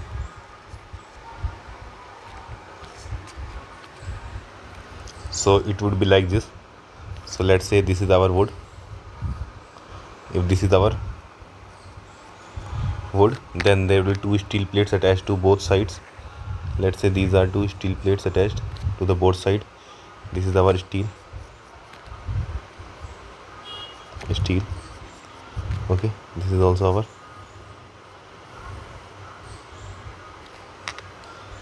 steel, okay, this is our both side our steel strips attached. So let's say B is the width of this wood and T is the thickness of this strip, okay, on both side, T and T, okay, and D is the depth of the beam. So we will have a reference line. This is our neutral axis, okay, this is our neutral axis. So if I would like to strain will remain same, and bending stress in wood, bending stress in steel, all will be drawn like same way. So let me draw all the terms here. So let's say I want to draw. So let's say that if I talk about like wood, okay, so I can like draw the stress value of wood as, let's say this is our stress value of wood. This is our sigma wood curve, okay.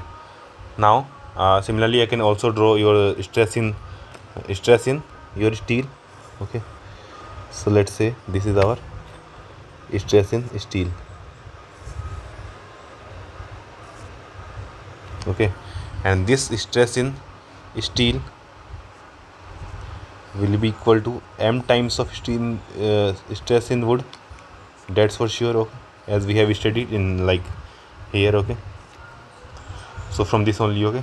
So either way, like we can solve using this method one from here, okay, or what we can do, we can like draw the equivalent section for this. And to draw the equivalent section, let me draw the equivalent section here. So let's say I want to draw the equivalent section in terms of wood only, okay. So for wood only, if I want to draw the equivalent section, so this will be like this, something like this, okay, and it would have your depth of D, depth remains same, D, okay, and this width will become B original of wood, okay, original of wood, plus this T will be converted to M times of T, and there are two steel strips, so 2MT. So this will be our equivalent width of the beam, okay, in case it is converted to wood. Now let's say I want to convert it totally into your steel. So this is in our steel. So if I want to convert it in steel, so this is our depth will remain same, that is D, okay. This width will become like here the 2T will remain same, okay, plus now this B wood will become B by M in terms of steel, okay. So this is our steel section, and from here also I can write that moment of resistance should be equal to moment of resistance due to steel plus moment of resistance due to wood, okay. So I would add like moment of resistance due to both of these, Okay, and here I can write moment of resistance would be in like moment of resistance due to equivalent of wood is equal to moment of resistance due to equivalent in steel. Okay, I hope you understood till here. Now we will move to our next topic, that is uniform beam of uniform strength. Okay, so if we talk about beam of uniform strength, so what happens in when you draw a BMD? So we generally see, let's say that there is a cantilever beam and load acting on is B on the free end, so we can draw its BMD as like this. Okay, negative, and this will be PL, and at any point the bending moment will be equal to P into X, and this distance will be X. Okay, this is 0 0 line, this is our BMD. Now from what we can say that bending moment at each point is like here increasing in this way. Now and what else we can write, like we know that stress is equal to M by I into Y, and I for the, like if it is prismatic bar then I will be same. Okay, Y, like if I want to calculate the sigma max, so I can write Y is equal to Y max. Okay, so Y max is constant. Now the M is the like our sigma is directly proportional to M. Now since your M varies, so your stress also varies, so we can like create a so if we want to create a, let's say a system such that our like strength remains same, so we must change the inertia, because bending moment will vary when it has to vary, it will remain constant when it will have to remain constant. It isn't in our control. Okay, and y max we can change, and basically we have to change M by Z using, so we have to change the section modulus of the beam. Okay, if we change the section modulus, so, and it will like if we make it some in the function of X, such that our stress at each and every point will remain sigma max. Okay, so for that so we can do it in two ways. First we like first is, let me write it here, beam of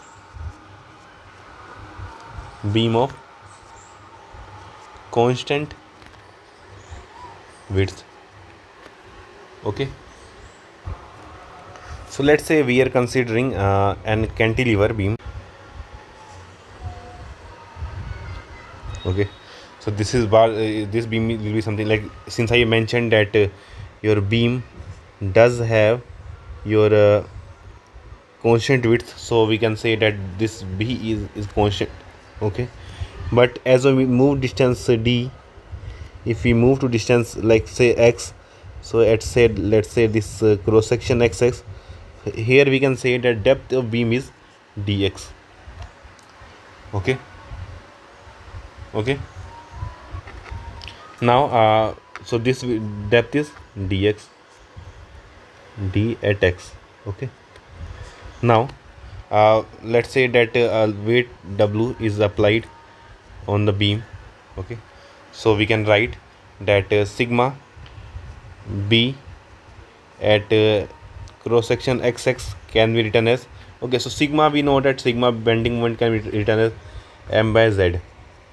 Okay, now and okay, let's say that at this end the depth is becomes D. Okay, so sigma axis can be written as M here is W into X divided by BD square by 6. So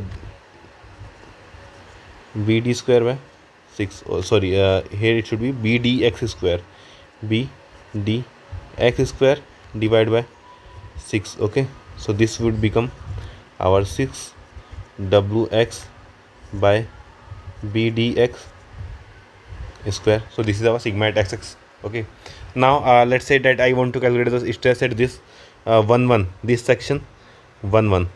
So sigma B at 1 can be written as the bending moment will be W into L.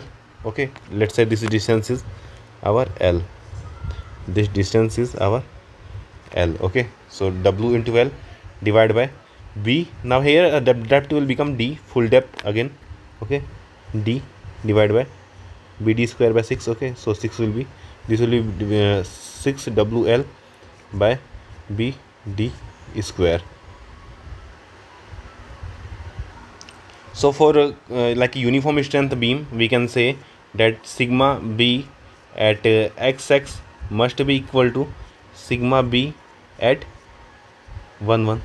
Okay, now if we do this, so we will obtain 6wx by b dx square is equal to 6wl by b d square. Okay, so from here we can write that value of dx is equal to uh, d times of root x by l. Okay, x is equal to 0, depth is at x is equal to 0, depth is 0. Okay, and at x is equal to l, our depth become d. So this is our relation between like relation of depth of beam for uniform strength beam. Okay, so our cantilever will look like this. And if I want to draw, let's say SFD, not SFD, simply supported beam SSB. So SSB, if I want to draw, so it will look something like this. Let me draw it here only. Okay, so this will be our span. Okay, and since it is shape is like this, so at the bending moment m is equal to 0, it will be like downward shaped. Okay, it will be 0. Sorry about that. Okay, and here there will be two supports. Okay, so this is our, there the load will be acting like this, and this width will be proportional to this, if the dx will be proportional to root x. Now we have covered the first part, that is beam of constant width. Now if I want to continue for beam of constant depth, let's say if I consider beam of constant depth. Okay, so let's say suppose there is a simply supported again we will take our cantilever beam only. Okay, so let's say that I have considered an cantilever beam here. Okay, and on this cantilever beam I have applied a load W, and since I have mentioned here constant depth, so this depth d remains constant throughout. Okay, now since it is constant depth, so I can like consider an element here at a distance x on the plane xx, and let's say this is plane 1 1. Okay, so if I let's say let me draw the profile of this section here. Okay, so this depth is we know that this depth is d, that is constant. Okay, but this width will vary from point to point. Let's say this width is bx here. Okay, so we can write sigma b at xx is equal to, that is our what is the moment wx upon bx d square by 6 is equal to 6wx by bx d square. Okay, and sigma b at if I talk about section 1 when, so the bending moment will be w into l upon, so this will become 6wl by bd square. Okay, so width will again become b at the end. So let me draw it top view also. Okay, so let's draw, this is our top view. Okay,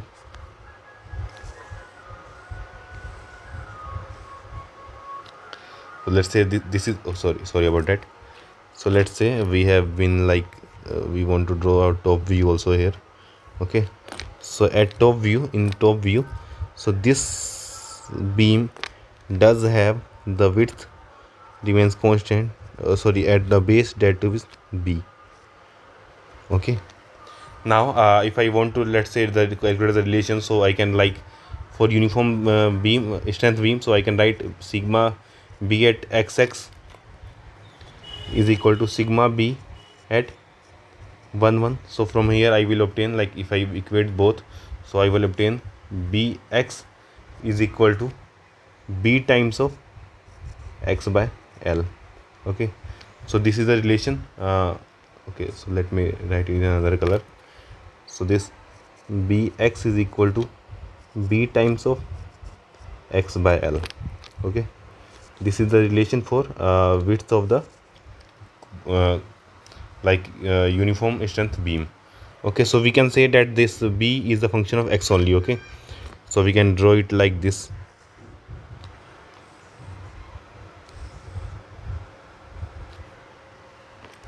Sorry about that.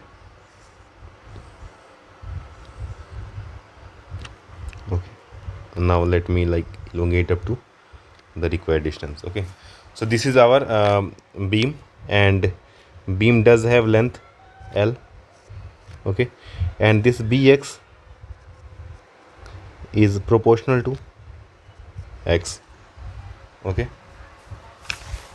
so I hope you understood this uniform strength beam with constant width and constant depth.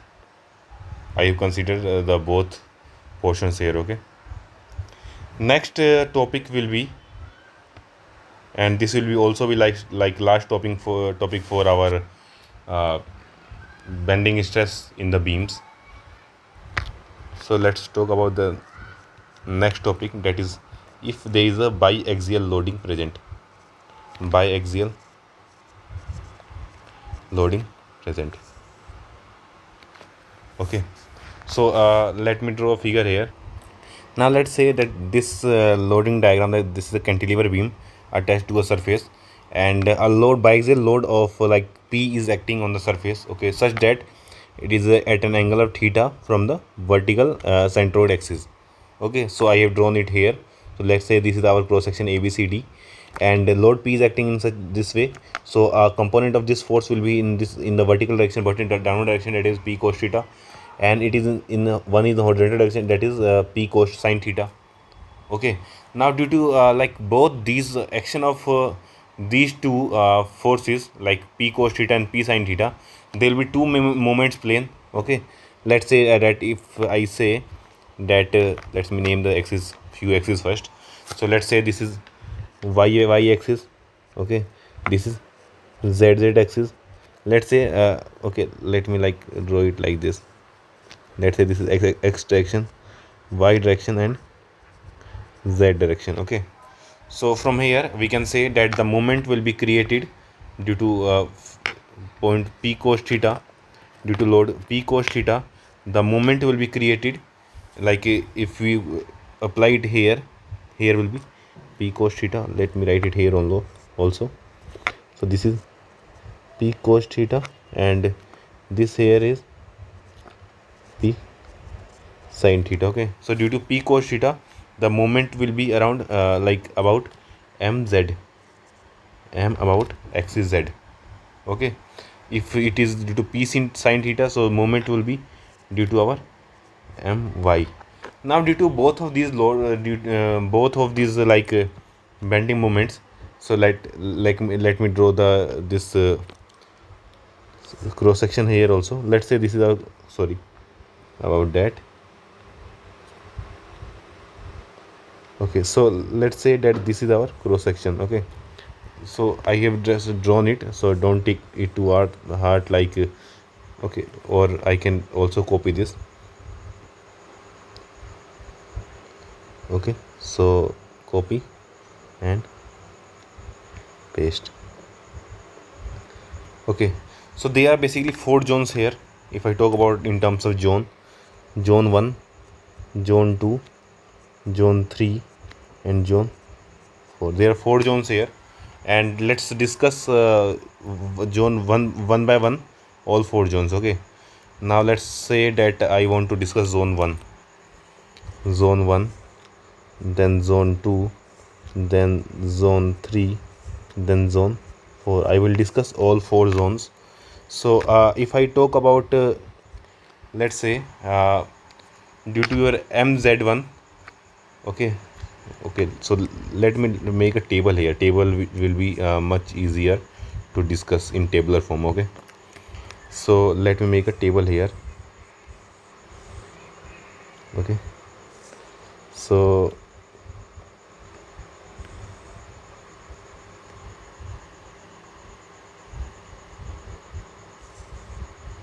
this is your due to mz, this is due to my. Okay, now let me also increase the size of this by a bit.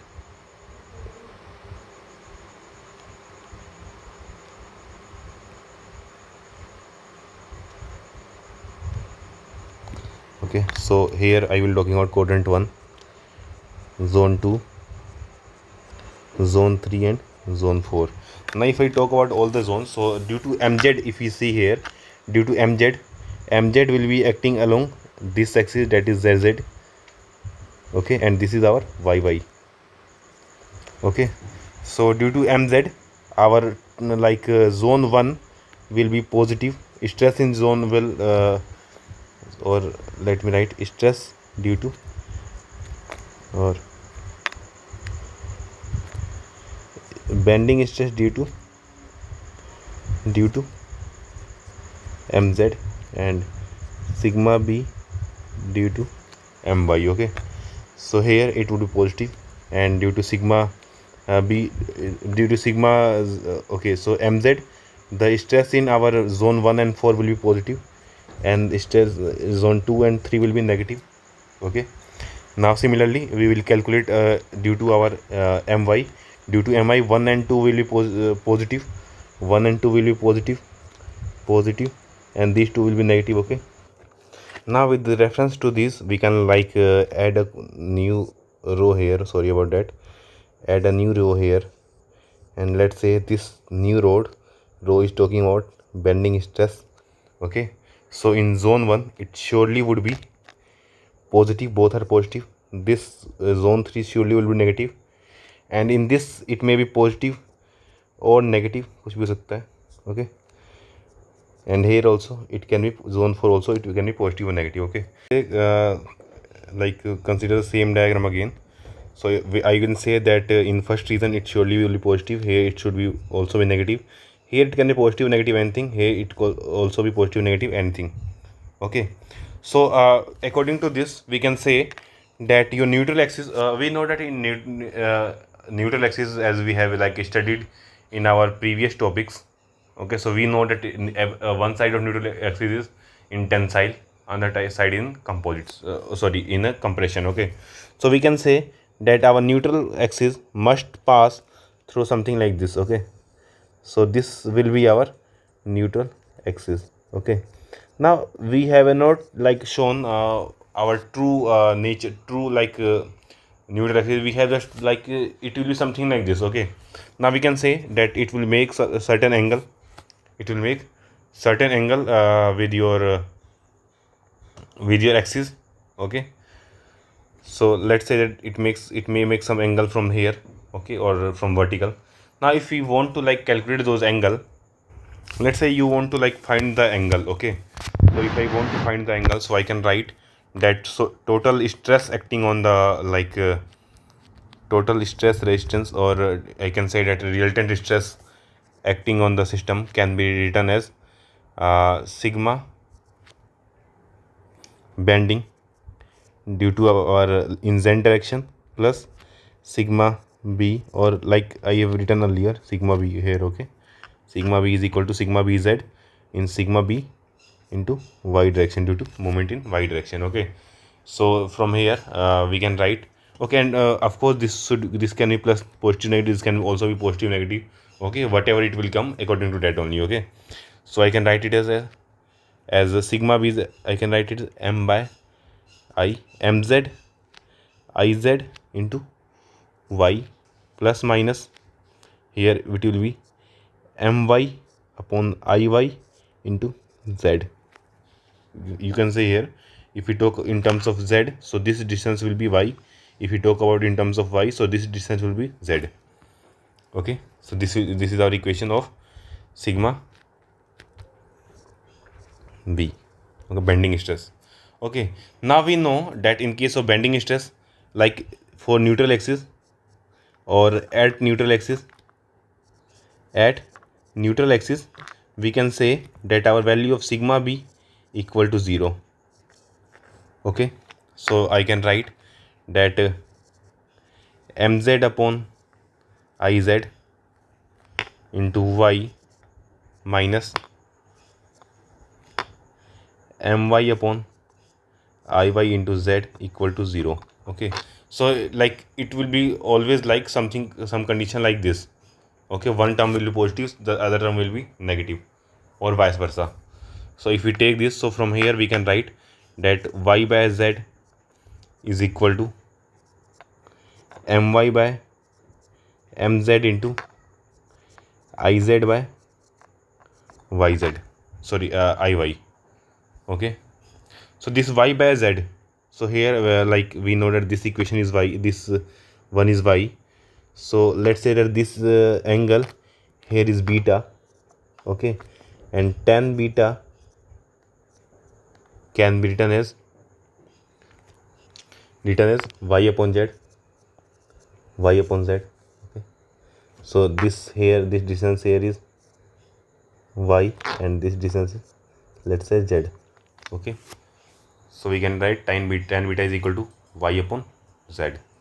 Now using this relation, I can write that tan beta is equal to, so my by mz, if I want to write, so my I can write in terms of like p sine theta. Let me write it here. So my is p sine theta into x distance, okay, plus p upon p cos theta into x distance into iz upon iy.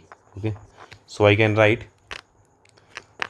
from here, I can write that tan beta is equal to iz by iy into tan theta.